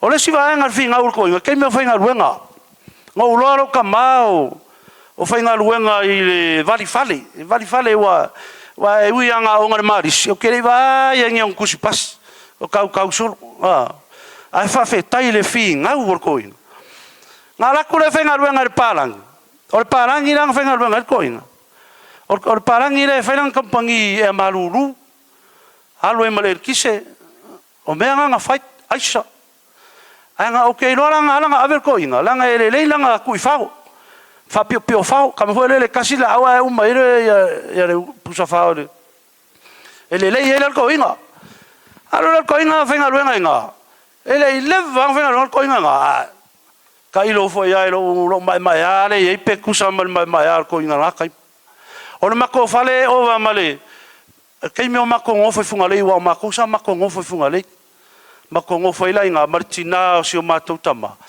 mara o ka mai ka ira ia le ia tu lo su ama mako ia ira mara wa ngai nga kausi umara mako nga mako ngofo fa kasenga ila mai si o mai ka ira i nga mako ngofo uma me ngai e whekangisi reo ka mai ka ia. Ranga o kakare, o sifire. Ia, saurero koe, ngon mako whare la, pe owa ma le sifurupu sa isa. Kama chest poi e o kama ku. I whainga ka marore. Aisea, makwa i le lei ar whai aisa raka. Kwa le lei ar whai aisa la ia ku man mako whare. Ngai a inga fo e o are whai kongi piti. Ia nga wha ku ale whare ka maro. Kwa le alo whai sis. Ia nga aisa ke vai ei, whangwai la poa i. Lesi aisa whangwai la iki. Lesi aisa whangwai wheololo. Ia, nga whangwai a me ku ai. Le lei whai aisa raka. O i mei o e maruru, makua le lei a tōri mea. Mea whai ngā sau ko inga pe kau whingwhi ngā usi kai mi fōi e i a kako. E ranga mo fōi mer koi. Le lei whai eisa. Mo kere oi, e kere oi sa uinga mea maruru, mea ngā la poa. Ia mo ke inga ngā uinga eisa mea ola kiki. Ia, o mea ngā sa le lei erwhi ngā uar koi. Ma ngai aranga ruenga ngai, ia ole si mea ola le lei erwhi ngā uar koi ngā ngang English. He speak English fluently, like me, like myself. Makele mana ma peva venkarang or ko ingat palangi le pure. Wa mako ngela wa mai ko inga. Melo ko inga ya alu sengi melo pe ko sai mai kau ko inga las pe. Pe nga mai kau e siwa nga ro so pe. Ko sala a mai ko inga ko ri mai alu pule fa melo kupe melo pe. Ke minga la ko ka wa era ka nga la mo ya ereo. Whakorana kala ki aro whai. Ngalo wala koe whai, I give you 10 tala for pay more for my dad. E vai re, mara malele i er parangi, mera kwhai koi. Ia o whapera ia. Longa winga ngangu wanga le rire le polonga i parangi. Give you, mga arkupe, I give you 100 tala. Ale mga oi. Whafkai ni tamai whinga umo mako. Ia nge iuminga warfi nau kongora inga. I mako me ko siranga iruman mako whale kemingi. Inga o mariu ko inga. Ia rawa kiri a uma o whakul mako whale. Ngale mariu ko inga whaika ko beach. Beach a i sa weka whaonga mea whapenga. Kaluela ko inga le so le. Whai ko ngā whai ang whai ngei ale. Ma tangatama. Whai sa mo. Sa ula marka maro manga whai. La ko kisisira sa ei whai. Ke roa pe whapere umio au whai er ko. Ai kere wa ai se au whai whare kong. Foi lele pe kunga wangen malo le tua pe a. Makwa le lei ar ko ingal me. O lai me ka ufi. Sorry. Ka kere lor me nga ufi ar ko inga. Ka ulo nge ya le si ufi ar ko inga. Nga poko mara inga ro ka mai la ko. La karangoanga. O le ala nga fo fa pe o le ro po le me a whai ingi le. Ai merka malo sa usi si alu e li mai ufi. O le la waria sorry. Ke lo le ufi eli a koe maranga langa mele warka. Ke leo le ufi. Nga ore a inga rea inga lo ka mai mo maula o kala vek. O mambe o pou ufi. Kaluela nga ko inga me. A wala so tim. Ia kalu ngei fa nga wo mariu. O akula wari e fa mamale. A ko e runga mele si ufi ko inga ko ai lo nga. La foi ele si ia wo maranga langa ia ore ulu li fa nga ufi. Whaftai e le tua, i nika mawhinga, nge uminga wā ia, o le alofa, le alofa i alko inga pēngo kāua, o mako, sa kerenga mako ngofa whakasi mako kausonga e ngei, tulonga ia suafa, sa mako ngofa kasi o kenge makama mo kenga ngofa umai funga leit, a ke minga le whainga ruenga le rire mele ngofa e koe, alor kamaro, su mufi ale alor mea, kere wā i pe eskemi hoi pe lalo pe lunga le ai, Haluar me palengia. Ele ngakalong arofa ya mako. Arofa foi fanga wong ko fafing. Ongera ngau solo ker kamalo. Sole. E pe ala e okay ya mako. Aka alo folar ko inga wa moli si ora ko mai kai. E makwa le reia. O ke man kuanga ma o le sipo.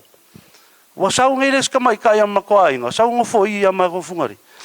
Ai sola mai le si ai nga ngo foi e wa le lava ya mako i fasi ale lile sole mala mai funga le singa bonga i le porki munga le penga mori mau ya arsanga or ko ingal makwa ula vale makela ale lo apo fera ingale makyo su ma ki muia mai mau singa bonga la inga makya kule ko la inga kofu kamaro ko ele i popole cho i ga kanga ele inga alu lo kengia o kengia fa kase ko ya mare inga nga uma la kaula nga mar kamalo la inga ai ku nga kamalo me ka o ma mai ma sa vari fa ki mo ko isinga monga ma ka ka ai vai nga o ka mai ka nga wari le ya nga ruenga le song mai ka nga yu fo mai aku wa ku ka ko ke ka ko ya ongor ko inga le sa ma ko ngo fo mai ya le yo nga fas ya nga ya ma ko ya le si va nga le ko inga ta pena pena le na inga ke lo va nga mo muli ale ta pena ya ka ko wo la ye e mo to inga i ta pena or ke no mo fa nga lo ku pa fa fia o ke fai lo ku ai okay ka ala ngo le fai lo awa o ke le rio ping ya lo ke ka malo pasi mal me nga kai okay nga uma lo ke mai ya o sustato pese o ke le lo pe va fe ang elu ngora ko man ku nga le o le kwa uma o ke o so fa nga lo ale nga foi nga le uma fa nga lo ku uma ya fa sa nga ko inga ave ka me kia alu nga saulo lo pe an ko fa fonga foi a nga mo ni mau ko e uma e ma ke ko fa le fa mai wika e mo ni mau pa e a mai yo o ha fa ka le sa ko inga o sa on sa e mes ko inga ya le la wa yo I fo le fai yo le fo le fai TikTok ma Snapchat ma menga wa ko inga wa le lo sino makpo ya wa sino makpo le sang kerfon kai lo nga sang kerfon ni mo ke le lo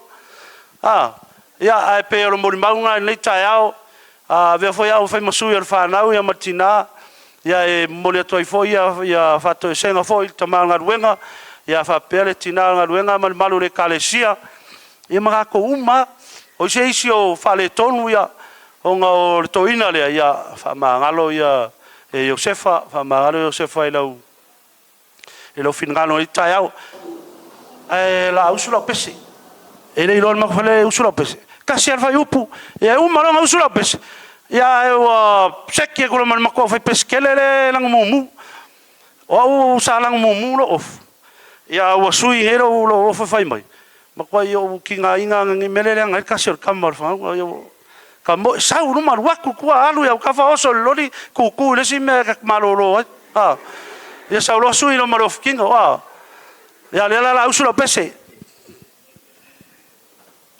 lo pese ke mo ma o su kama la nga kama lang fa ya le si o usulo ke fia pese le usulo fa ule tu lo fa fonga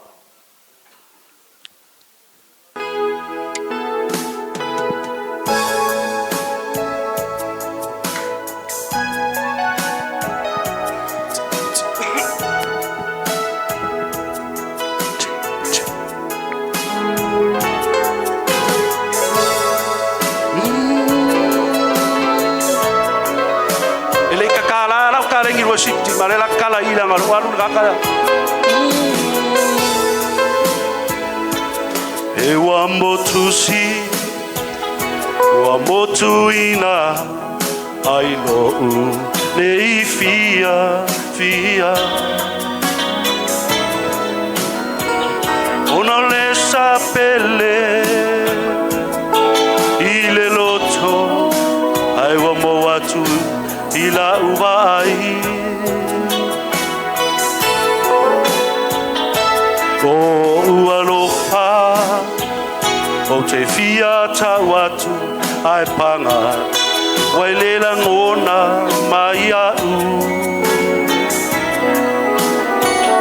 te mea whaingata o mafutanga ai to e motu sia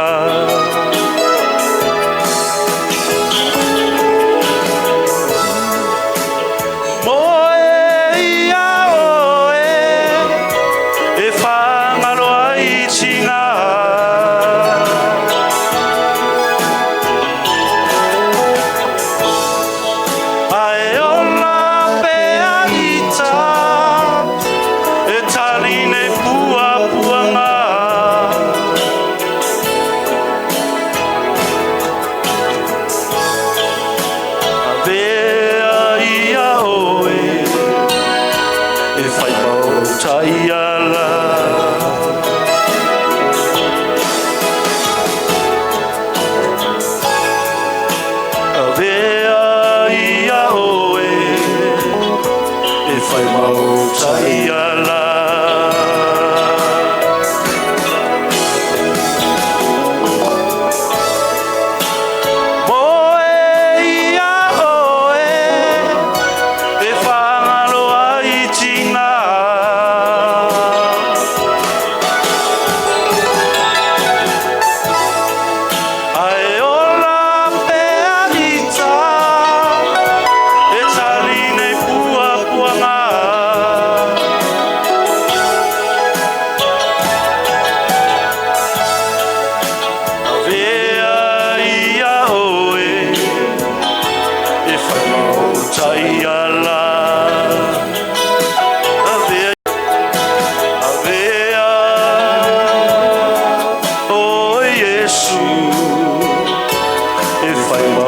taiala. Give a big hand for our choir. Welcome. Hola, le lango kako maroon. Ya, lau suma to fai numera le tasi e mo le mato lo fanga e a mo tamal ni tau.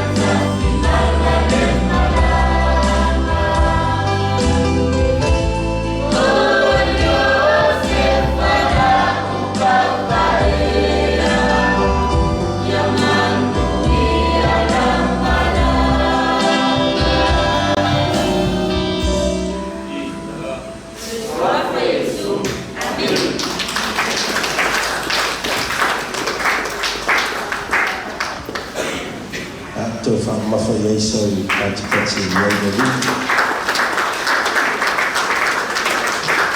Te le whakalofa le sangata le utafa mai whai mano na wai whamanosi. Titi ana manta tu isi. Ia le li. Le whais tala le moi lau. Soifua ngā Taaloga e mana tu maulunga o nong tātou mawhita manu. Kaitua manu roi a salime o le la tui matai o le tēne tu sanga. Nana leo wa mana tua le tā sumaia matala mai aolo o whiunga le whintua. A mata tu tāmo le mag. Male ngā ngā whāloalo mai se pati lia i wiki.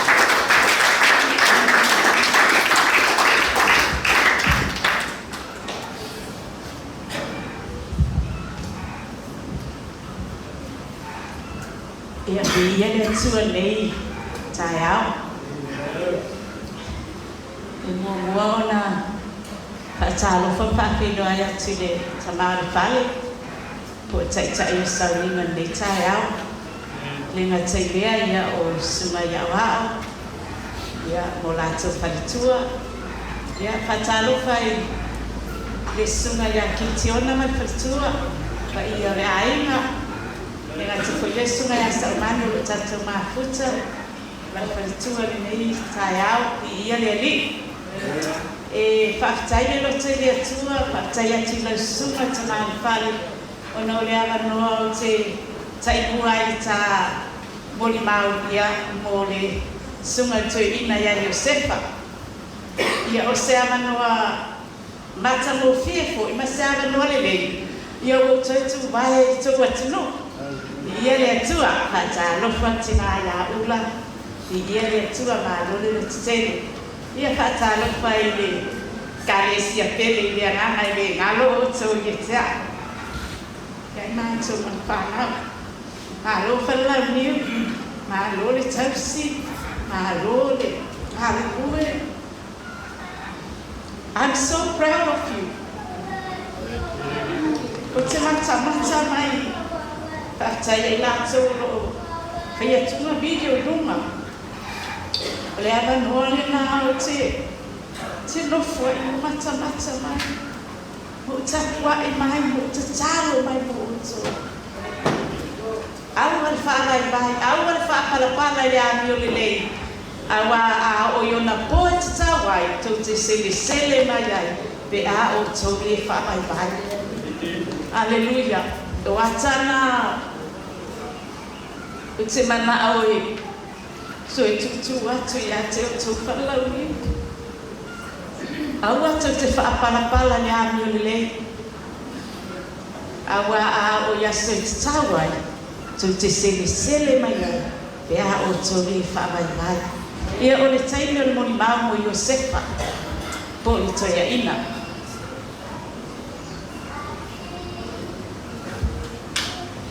Ina ua maua le tala ua, watu maro le toia ina.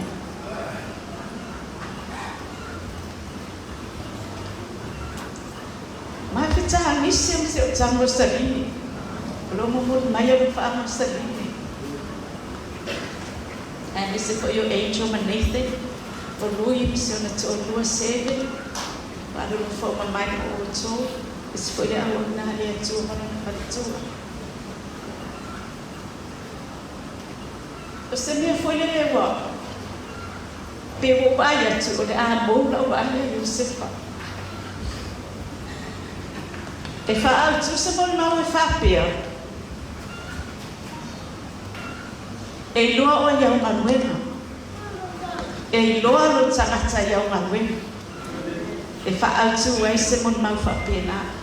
I le afe iwa se lau iwa iwa. O le asona na mamori mai mau e nei i le maasina o me. O le tausanga na wale e whai mo le tausanga. Na ufale mai ai i a Iosefa malona aina. Ma mataliel lato matawhani. Ai le o mai Iosefa malona aina. Na mua lava ngai mai whanau e Iosefa. O tu oba whauunga. Ia mai tai o whalitua ne o to fa ona o lina ata ba ya lina pise tangata fo ilele ai te do e moni la fio male tua e tofu la tangata ma me alofa e fa me alofa ina lina le fai to o lina fai to le tani na mo ma ina ya ine na ina ina ma lo to ine ona alo lina ana mai ma au mai fa na wa fa tu ya mele tina ma tu ya mele ta lo fa mele love you. Amaya le fana ya mele tina ya pilua mahati no maya siasi mayono vai temile le to ama mai ye no ole le siaso aso safu ayo mai lola fana le a ula ma Iosefa ele ngalo ya tsa le taina taino muli mau fa yele pese to le o se fana tale ni fana o to ina ne Aleluia, e peia o ia, e tale mia. O mea mana, na mori mauina le nei tae au, o ia le na, o Iosefa le na. Ai e no winga e, o te le toi pai i saunoanga o uma ona mori mauina. Ai e le winga o Iosefa, o te le whalonga iau, o ta o estes. O Iosefa, ele e fiu fia na tala. Ele se tangata e fiu fina na tala. O le tala e sawa mai rona loso. O ia ale la. Amen. That's his real person.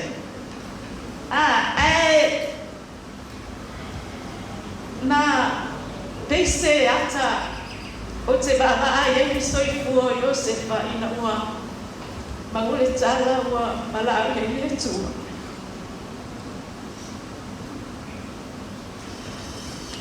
Ole tsenu na wa no Iosefa. Na wa wina lu yo no wina ya.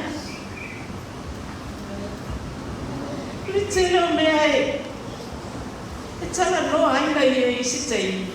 E pe pa o papa I lo fa fo ma fo e pe ti ngai lo pa fo. Ai e se ha o ma na tala.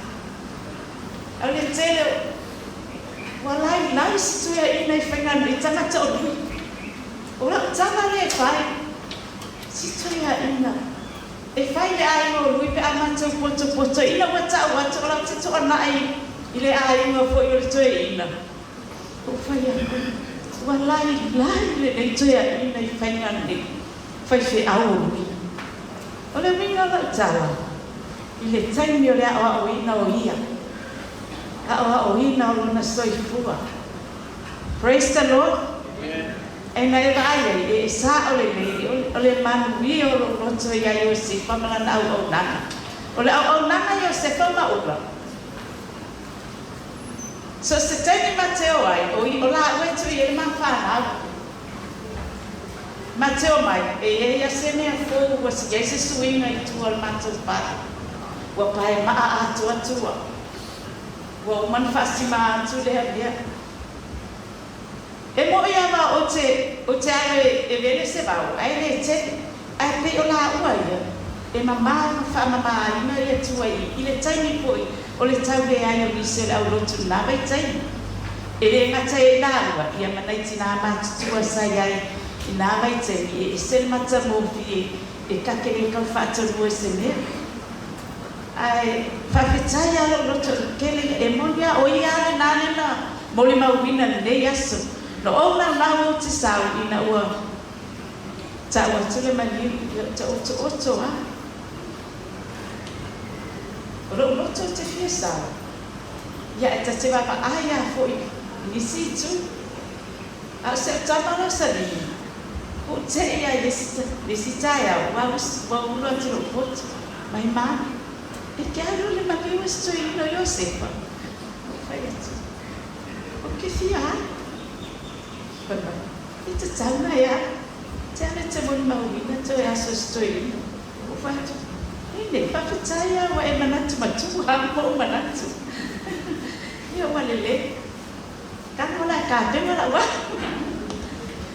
ia sai lo de fa mai mana pe no pasa se ma mai lo pouquinho de água vai a no do Iosefa sai a dia tudo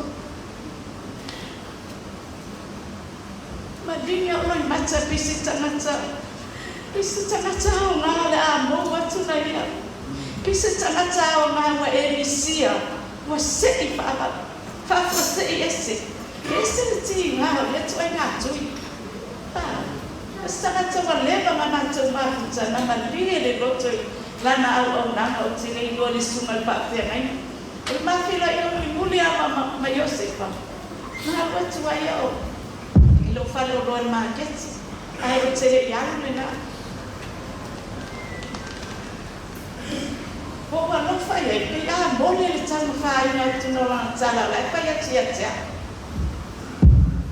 fai mai wa le no fia ma wa ma oi fatu e a o ka pa fusi mai pe a sela ai mai we yo da kana le ho fatu le ho fa mai le ho le tata o lot fatu i o yo tele i loa fa mai Poi chi maro o fatto essere ma la passione è sua la tu no va o mi ali ia fa mai o fatto ia Iosefa fa mo le lei mai la pa o wa o tu ma le tau la tato ha me fa la mai o le ai ne na io fina ngalo ale fa sua che ti ai fa soa tu pe fia ole na na Iosefa sa fa ya na e ma ai man dia na wa e to fo e man dia na ale fai ma kan tini ole bila o na ele moto le man dia e lo ai to fa na wa na le na le tu le tu e na va ai o na ma ya na man dia la ba bila o na ale fa soa fa fia o tele mana au te tua o stangata e whala bela veina na ringa li a taua ma roof te tonu Falelauniu. O te mana au iano pe Falelauniu, ia tuli pe re ai Falelauniu luma, lai whaatani mai le ona le rotu nātu te rotu ai. Wa kua Iosefa pe wa mai, o ta motu fusi, o manuia na ia te oi, ale te au nā tonu, nga renga le tua, ia le a taua ma roof. Sabe fa mai fa fetaia tina fa fetaia atu o le fa maniana o le toia ina o te fa tu kuina file o te aswina se ku vai maru le roto le au na le tu ale tu ina au le e ta fia la manuia na la sa atu le tu ia te o e ese foi le taita ina ale a tawai o lo tole na ia te o to Falelauniu au atu te whaakai vai a mio le la mai le tai le tatu te au ona ia Iesu e ona na wema ka o ato va a foi mai au na le tua au a le o to whaakai vai na pe whaata mana le a mio le la mai le tai e le tai e te toi sele i mea e te whaia mo le tangata o le tua la mai ese fo i le a tawa e ese fo i lui la wari la wa bilai fa mo le ya tawa is a unique person it's total atu ile le ya fia ina wa ma wa se ava no wa le umi fo se ava no te ya ine a wa ma wa se ava no te tala no atu fa ya ai te mo fa no mai wa tala ya le ho vi ia le tu fa no mai I wa ma na ya o ka se ma na ya vi ya Yesu ia o ai mai no tu atu le fale mata mo fie le tu praise the Lord ave sa pati mo Yesu aleluia e loa oe ia marema e loa oe ia marema o le mea na pe kele kaukala pe le ia mai o inga fai ai e ma sawa nga lue e te alofa e te ana lele e te na mea lele e te faya e loa ia oe lo tangata amen pe foi Iosefa e ke loa e pisa Iosefa ilo na fai ai le tangata tata so o tono tato e kalesia ai fa ai au manatu a manatu Iosefa e se le mana ia ali le atano e te tinga ai se te ai pise lu I tau fo I nali pinga ke challenge nga ia ka ika ia na tala e ese e pa ese kala Iosefa I peni pai fono ai ese le mana ai a fa kana mala mai na nei lona ma fau o ko se tama e se lo mimika ya na me vai bi ele tua pa tai e tua ele nei ava noa pa tai na sunga fa fia ngai nga mo ava noa ole umine na ma to ma futa ma Iosefa ma ula oni au ona e ese ele tau fa to noa ole fa noa le ele ni vai laso sa fatali fa pale ta kaloni ai na ua saula pai pawa umana apalai wala me apalai mai pai pa le wa fe uma ya Falelauniu ele ngalo ia te siva a ula mamele mai la tau ina ua sabe suga vai se pese fai na siva sa fai tu I ua pati wa o mai le ola le ba amen ia le tua ele ngalo ia va ai ne te ni ti o ngal venga o le tua le te mina tau mafai e ngal venga le tua a nisi nei po tu o le mo mali atu o ia se tangata na ba ayona tele le tono le kalesia e ula mana pa o papa na ia na sau ma ni ti tai e na avea ma mea e tau wina ma mau ai se ma fo ma le nisi tai awala vale fauino ita dengan wenga le tua ua mani tua ua mai ma wai au venga tua ole titana le tua ia pa use tua ai tu mai se tua ula le tina pele a me se fala ia awane fa vai ya le ia tu au na lo tele o tu se fana tale dia se fana se fai me ma vi to no e ma wa foi ata I si tai e a maka me ya una a wifo ya tu va wifo ya pa una oni tangata e se tale dia ele na tai ke se a o me malava e se ma na e malia ya lo to ma tafia e ngalue mole tu a wa ne ngale ya tatu e ele tai me fio mai Yesu tato ngani we manu o mai le ko tato tele toi ngani we la a lo fatali mai Yesu e le tai me fio mai e abatula na fana we lo fa mo le la I ole amatanga la na le poli mau ole tamama tua po toi ina ya Iosefa ya le la fa wa te sunga ya le ata wa ole wana tau avena matau sia le ngama Iosefa ia fa mania mai le tua le nei afia ona o Yesu pa tai no kwa manoa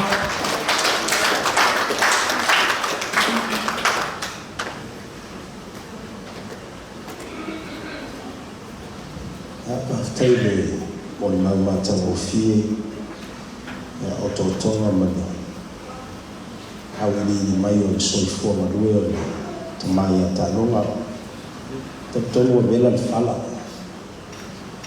na ia tala lo le fai e mia la son le yo la son Iosefa sala umia wa le to no wa so pa penei mate tau mai lo afe vos fulu ya wa ve Taaloga ma ti akolo mate le loina se tofinga na ve lui fai ma to ya ina pe taitaia ti akono le kalesia ele matou fono e fa Iosefa lo sunga le fa venga o te fa mai atu ona o le to ua to ina le wali si le ya namlo ulu te vo sunga malang mali ole alto ina le bisbisa sto tu si le yo lo matofi ya sa ale ya awale ya sisi wa watu wa muhimu le to fa tuina ya fetu lo to ina ya Taaloga ya kana mai awa te fa mai sama ifo to fa ina to ina ya mfama manulo oe te yai tono le bone de kalesia fai oe mafautua tono ngal we male le melas po mo Taaloga Jadi mengalui mai o ia ni tofinga mau lungo le kalesia o ia sa tofia ia ti akono le awino fuai mai sole no fino le lao ai o fa tunga ia sa afa ma me ia Taaloga e tele o taimi e lea manoa sui o le matou ofisa e ana tofi le fai ma usu fono o le kalesia ia i fono aoao o le galuega a le atua ia o ia lae ave fai ma sui o isi la taimi a mao o le fono e ia la matou badge foiga le tuu i luga o matou taga e iloa ai matou ma e kalesia e o mai ai Ina lau taimia o mai atu atanoga ma sau mai uma tapa mana fouda ia malanga pinge o fai akusol po kokoe wa ai ele mingi sikao ralu wenga ali ona winga ia e whakalunga tā o se awauna e whamaoni mao le taunga whai o no langa te leo taimia o te vai i tau whasosoa Au se tamai tau fai e fai se mea o ngānuenga le atua. E wha maoni o na duty, e o tātou whanonga i le tō tau atua. E awai me uma le kalesia. Te o mai e le o toi fola Taaloga e a matou sauninga. E le watu nei a na ufisilia ilisia solu ta pena e fai fol talo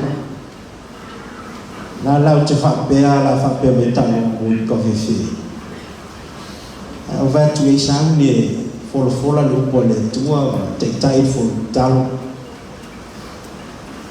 e maali e la le asolulu le ma te o mai o le ma sao whai I malona pena ui se tangata e tā pena Sao yumi lo maulanga. Mau se fa maniangan na po I upo le tua misio la fa manosi. Ya wai etalia mo fie lo matua o yai. Fa fta yai le tua mo se awo nana. O se to ina e fesili so yo matua o masa. Le sile professor matua senga le walu fo yatu le ainga. Tene ala taimi e fisili ya au whamai o au ma te misa so a maula. Au te whaile atua whamole mole a sekiro a watu lo. Te ia wato e whale tonu ya ula.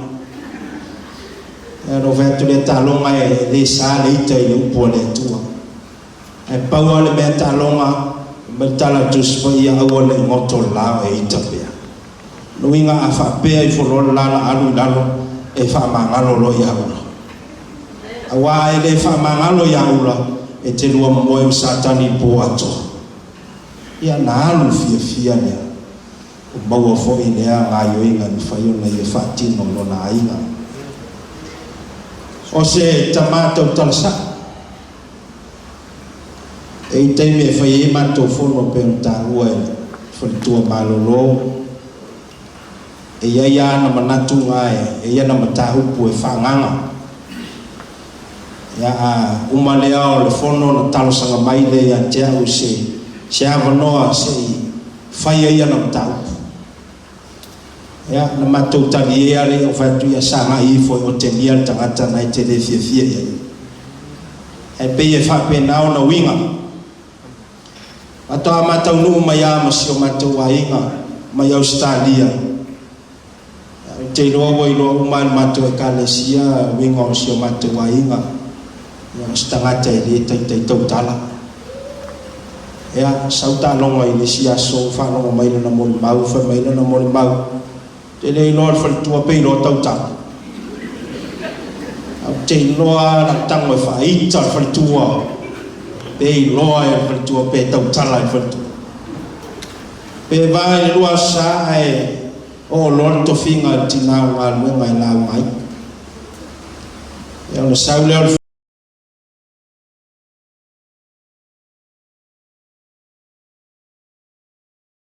ngai fai ia na ata le watu wale lotu o fat a wale tele o tala o le teini o le tonu I whangaloa ia viele li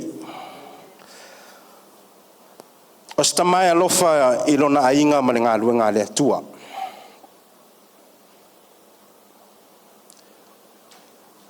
ta ua le o lenga tua I lalo ua bava iai ua fale tonu le pi mātou le fale o taei ia ona manatu le tu I lalo mo le saonga le mu ia mai foi se tasio insinia ma vava iai ua iele manatu e le to sefe mo alo mfanau a mesio le kalesia fai le Taaloga ma le ofisa o le asaulu masini e tu mai lalo na u fautua mai le insinia o lava ne alu se silunga o le fale nei tupu ais fala ve lavi ai ina wa alwai le matou maluenga le asolea ai te o maita fa mai o lai tangi Taaloga ai tuai o saule ia o fatu po lai mo tupu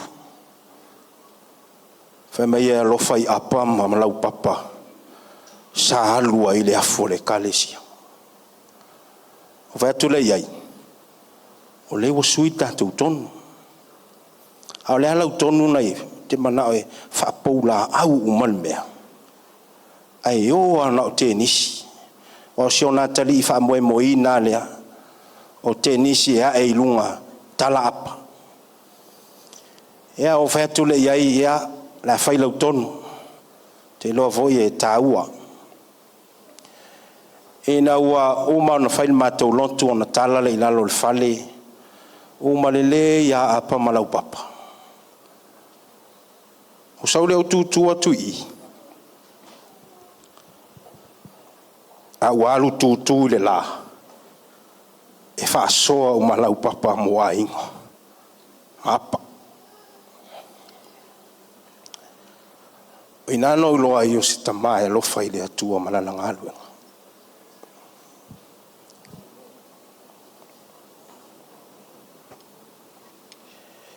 e le ngata I le lotu ai olona loto antoa whanau o lana whanau tau te leo iloa mai au tau a ngā sala I whaitua I o te leo taimi e whai e ona manatu matangi manao e manuia whanau o lana whanau e alum whanau e whasino I Taaloga tau te le to e whanongo I le leo lea e wane ngalo I o tau talinga mo tau lonto le men tau ave ia I lo tau whai mene lei sa ngai ai I lo tai manuia o le antua e manatu au tu o so stangata o ngā ma so stangata se kerisiano na sau le nei ma whanau mai e iai le mafuanga na au mai ai le antua le ufo I ngao I le tunga mau tele ni fiau tele o tātou maua ai me le tu vatasi o tātou ao ma matu se taulanga pati le atua e ala I le mea lofa le mawhai e upu manangangana o na whamatala le mea lofa le atua na ia foai le umina wal tātou sauninga ai la tātou pese I le pese o saunia le au whai pese ona tātou whanongolongo lea I le upu le atua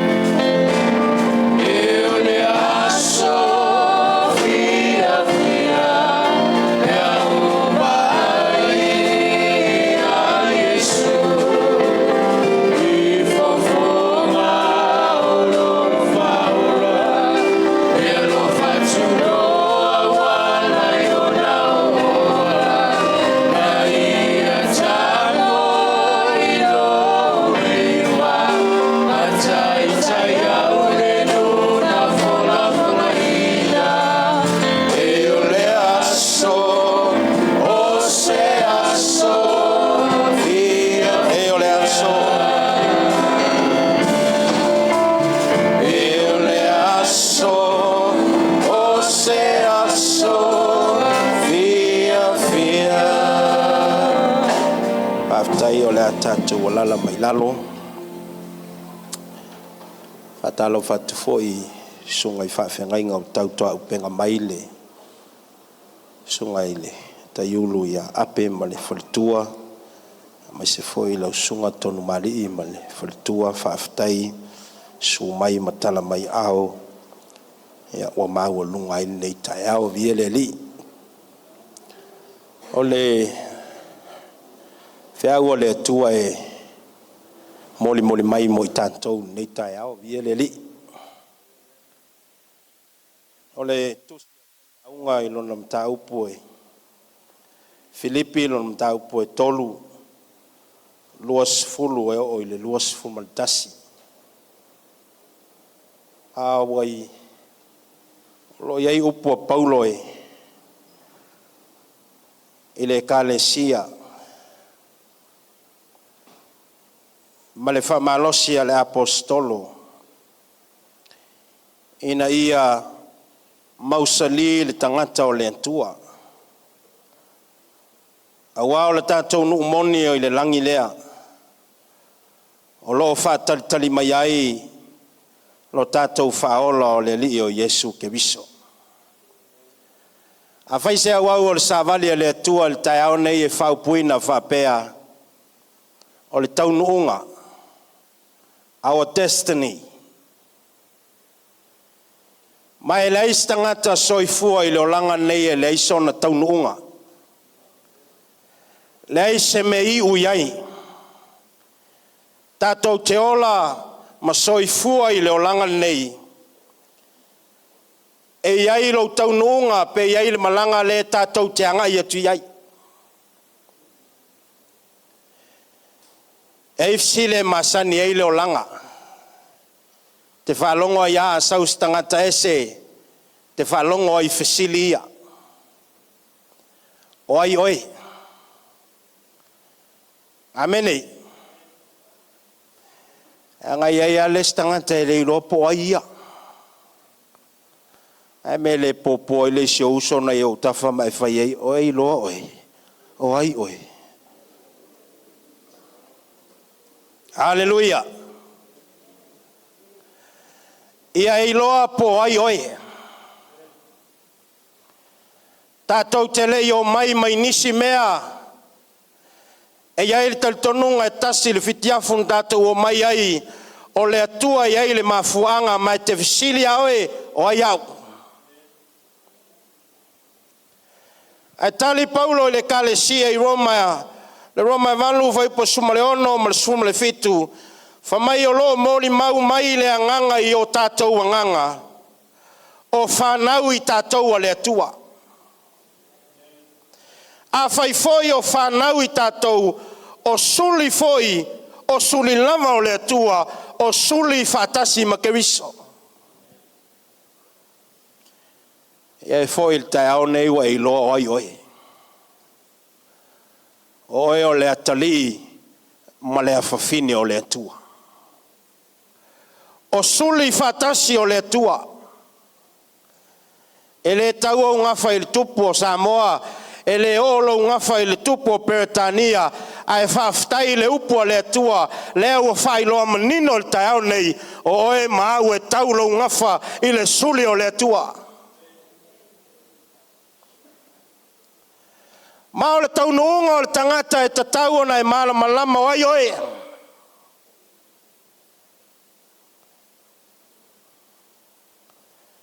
O le sili o fea e te sau mai ai.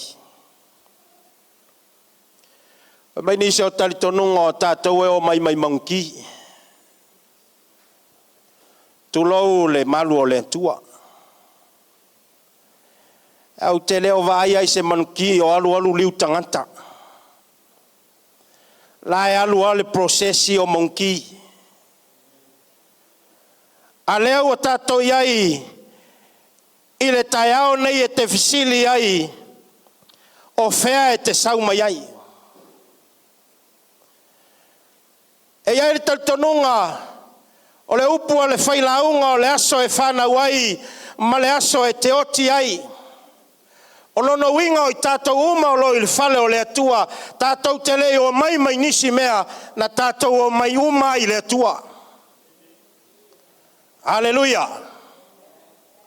Fesoli muli o fea e te alu iai. Whamata uma le ola nei, ma le lalolangi nei, tātou te iloa le mea e te alu ai.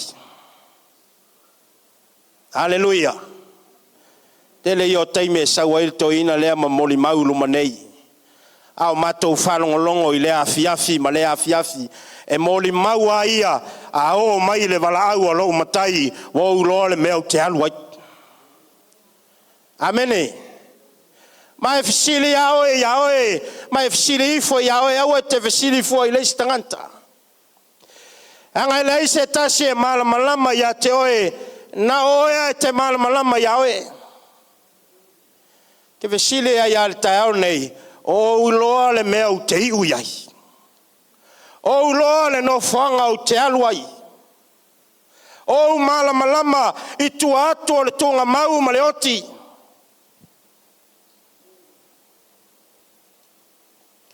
Le te ofa mai Paulo i le kalesia i Korinito. Ono se ai o se nu e matua tele lo na tamau ainga. E milionea o na tangata i le vaitau ma le whetauai o awai lunga o le wafu o lo iei le notu lea po iei le kalesia le Korinito o ni tangata e milionea o na tangata.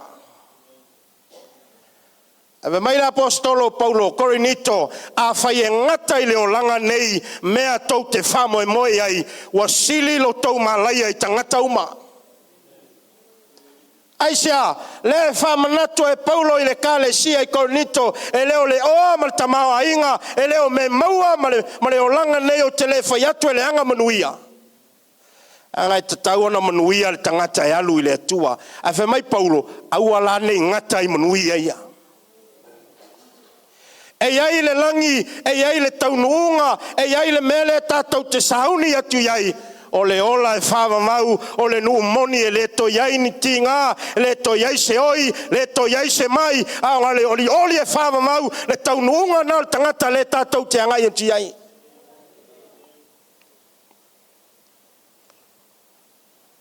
Lua awa enga o le tautalanga, le ua ulo atu lau nofo.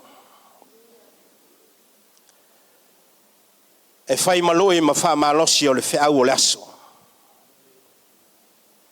Vaenga mua mautinoa oi o le tangata anu o le malo o le atua. A whai o leo o tātou iloa le unga o le olanga ma le taunu unga o le tangata kerisiano. Ia e mautinoa oi o le sitiseni o le tangata anu o le malo o le atua. Famai le fai upo e lua se fulu o le tosi a Filipi a Paulo. Tosi a Paulo ia Filipi. A walo tātou nu moni ua i le langi lea. Amene. E leo ska kongu mongin mea ngei. Na ona tapena ai o le tangata ma sao ni uni ai a leo fofola e Paulo. Famai Paulo ia Filipi. A walo tātou nu moni o i le langi lea. O lo whātalitali mai ai. Lo tātou wali o Jesu Keviso. Nu moni o le langi lea. Po le ale mangai o lo fale. Po le ale manai o lo tavale. Te le whai atu e leanga manui o le tua. Ai po le ale whai lafi o ia mea. A oi na wala au le tua e leima se mea ke alu moi. Haleluia. E te foia, e te saule lava lava, tātou te oe le eise mea. Haleluia. Ai loa mai mautinoa o oe o le tangata nu o le atua. Taimi lei Filipi o lo whatalitali Filipi di sitiseni a Roma. Manao Roma e whaalau i loa le latou sikseng. Maua e tangata, maua tau vai le tōtele i to tono Filipi, fia maua le siksengi lea. A o le taimi foi na nau ai Paulo, ina ia fai loa ia Filipi le sitiseni o le ola e whawamau le sitiseni o le malo le tua o le fesili o le arsiksengi le ke ngau iei ka vai aku le si aso le kau whai o le siksengi a New Zealand haleluia ele leanga ai vai po ia so loto e te nau o le tangata nuu o le malo le tua haleluia o ia se nau tainga ia te oe e ave ai oe matangata nu o le tua e te ofa mai le mori mau ai oane le motu o patamo fa mai amu ia e oti o ile ali o le alisi kisengi o le langi o le oti la ile ali amene ele o komeki le malo le tua pe fai feau pe fai launga pe tiakono haleluia ale ola ile upo le tua ele o stangata nu o le malo le tua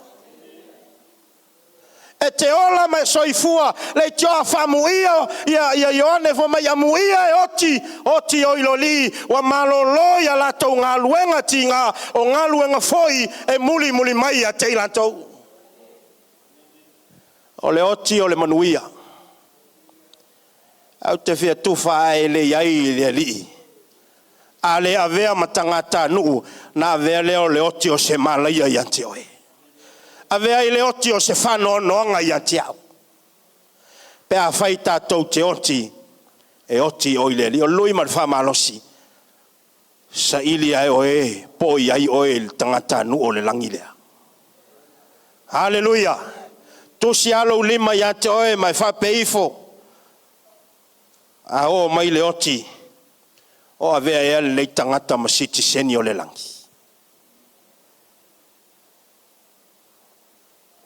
tolo ini ko temo il po ya Yesu o le awa o le tulafono fa mai o alu ofisili ya Yesu o ofisili le sia o le sia o amene e foi taltonunga ele hangalo ofisili ia e maua le malo le tua o le tele o taimi wa vea tofinga wa vea le maualunga wa vea le tele o mea wa e musu e ofisili pe fea ona e sao le malo le tua niko temo o le lo ia sili o le au le tulafono ai fe mainga ofisili ya Yesu e o le ase mea o te whaia o te alua i le ola e whaava ma Yesu ale toi whanau niko temo i le vai ma le anganga le ale winga o le upu ale ola Yesu i o tātou loto ale to tongo ifo moe fau o le olanga fau e le avea i tātou matangata o le sitiseni o le malo o le tua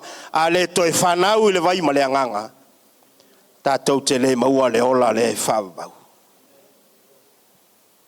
nei te ofa mai Paulo ina ua maua ke wiso whauta ua mawai mea tuai ua whafo wina mea uma haleluia lua o le whamanianga le manuia ma le ola e whavau te le iloa le malo i le loto pe tusa ma le ola e whavau le ke saungia tuyai haleluia te le iloa i le tava le fou te le iloa i le fale fou te le iloa i le ngona fou e te maua pe a e o mai e tau nuu i le ai lea le ua iei tālonga le tai hau nei fa mai leo le fai upo e loso maltasi na te liua o tātou tino ua leanga amene ina ia faia e whātatau i lona tino matangofie e tusa ma le mana na te mawhaia ma te mawhaia ai o na whātoi lano ina me uma o ia te ia amene me leo te whaia tua i o le whamani angalo maua o le malo le tua e liua e le tua o tātou tino e leo talo noa l'apostolo Paulo e whaleanga il tino amene a o lo talo noa l'apostolo i le matautia o le tino tātou te maua ina ua toe tutu mai e woti. Taimi au toi soifua mai Yesu. Fa mai nga saua liua i le tino whalalangi. Tino la lea lu atu ai le wō lea pasi aku. Hallelujah. Fatalo fai le si usonga ia utafa mai fai ke fia maua lea tino. Fakalo fai ai. Amene. Peke ngau ngau pe le kingo mai. Le kingo e fa puku fuala au. Hallelujah. Fa mai le to ye se oi le se tinga le ngi mai o vai isi fuala au fa pengai pusa fuala au isi la iki pusa ai ali uo tatou tino ma ve matino Falelaungi. Hallelujah. Ele ko ye se oi ele ko ye se mai ele ko ye ngi fala de lave amela vatu sau tau la pati e ala ile tino Falelaungi pe ali uo tatou ele tua o ngai ola lo le ile tino Falelaungi. Mai e mo foi na toi tu mai o e oti o ile ali. Nau o ile tino. Te lo tele o teimi e sau i Taaloga ma fatalo. Langa fatalo fa muli a o le po o le matou vai luanga. Sau i fatalo fa mai a o le sa lima. Fia e fai ilo na vai il fanu. Hallelujah. Ai talo fai ai o ia ile langi ile tino Falelaungi wa le to ia se oi le to ia ngi mai le to ia ni fano no anga ai te oli e fa vau ngau ile tino le kalesia po fe lava tapo inga lo e o na iai po fe lava le lotu ngai ke iai au na fia au na famaoni au na iai le aso e iai le taimi e li ua e le tua o tatou tino o ngai vai le tino Falelaungi e le to iai tinga e ngau le oli ma le mafuta e fava mai paulo o nau te alu o nau le tino o nau le manuia al fesili e tai ai le nei tai ao mal fesili fainga o e lo taunu o e mautino lo taunu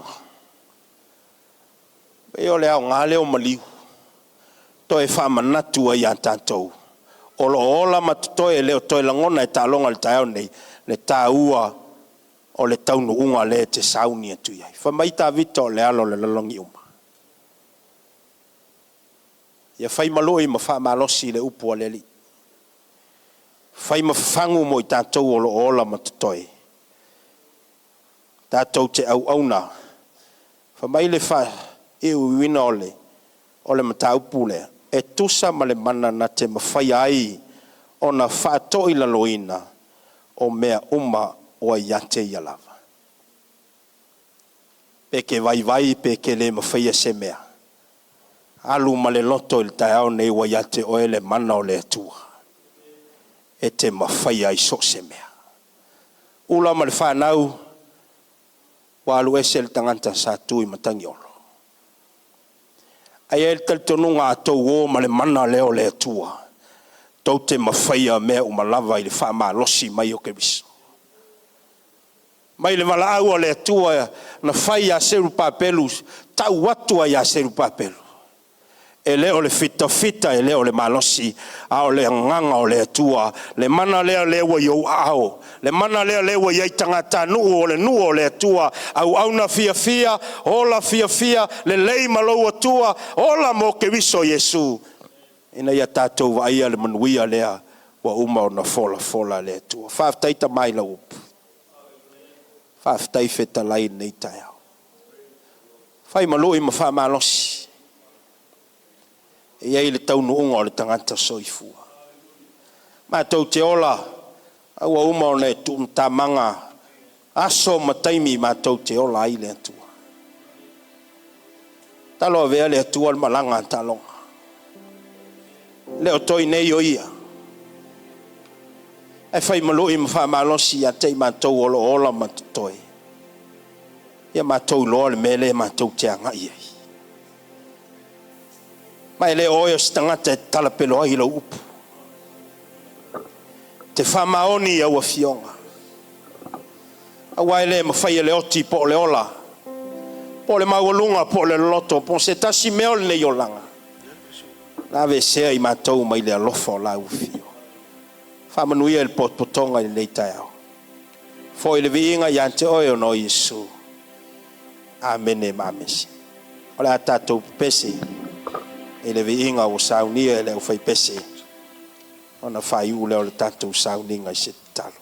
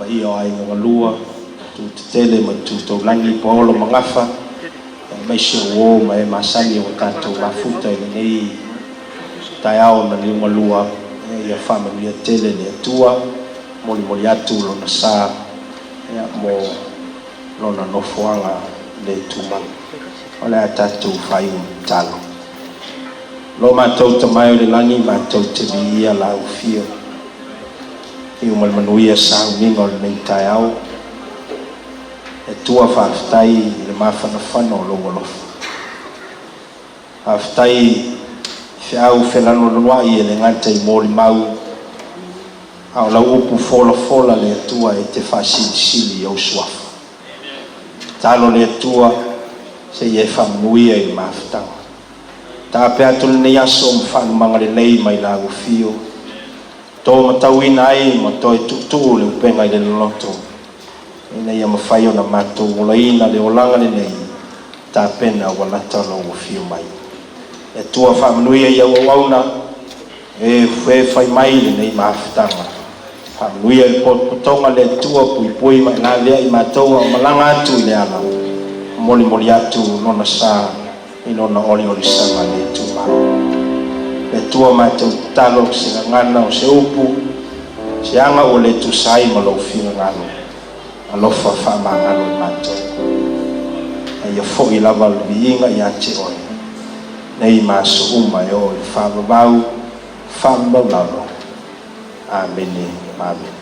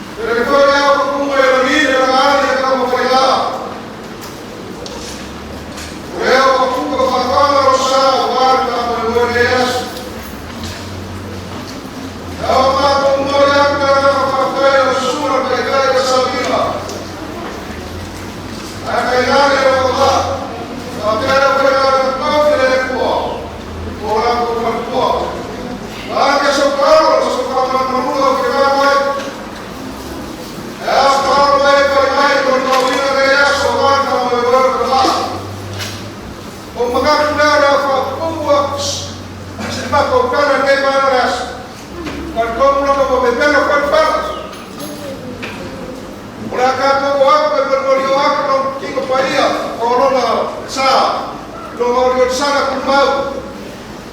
O wa mau ko le sunga ki a kamu. Ia ko le nawa fai ka ia ka roma. Ia ma fa ma ko ia se ma ko kala ka ko si fa ia le ska i muri ma na fa ron. Ya, fatai ka pa fuelo sa la pa tu ya e no se. Ala a ben. Leo wa uma ai fola le pa mo mo le tu na. Leo te matsalo la ka se hua la vai lo sa. La fai me fa longa kula vai lo su. O pela va ka te ana ia. Yo la ka ko fai ta se le tu na le. E fai mo su mai fa na. Vai se le vai o le ka le sia ma ai na lua ko le au bala mia. La ka ko fai va pe le tu la ma le na fa la fa. Alo fa ka, ko pa pe nai ko fai pe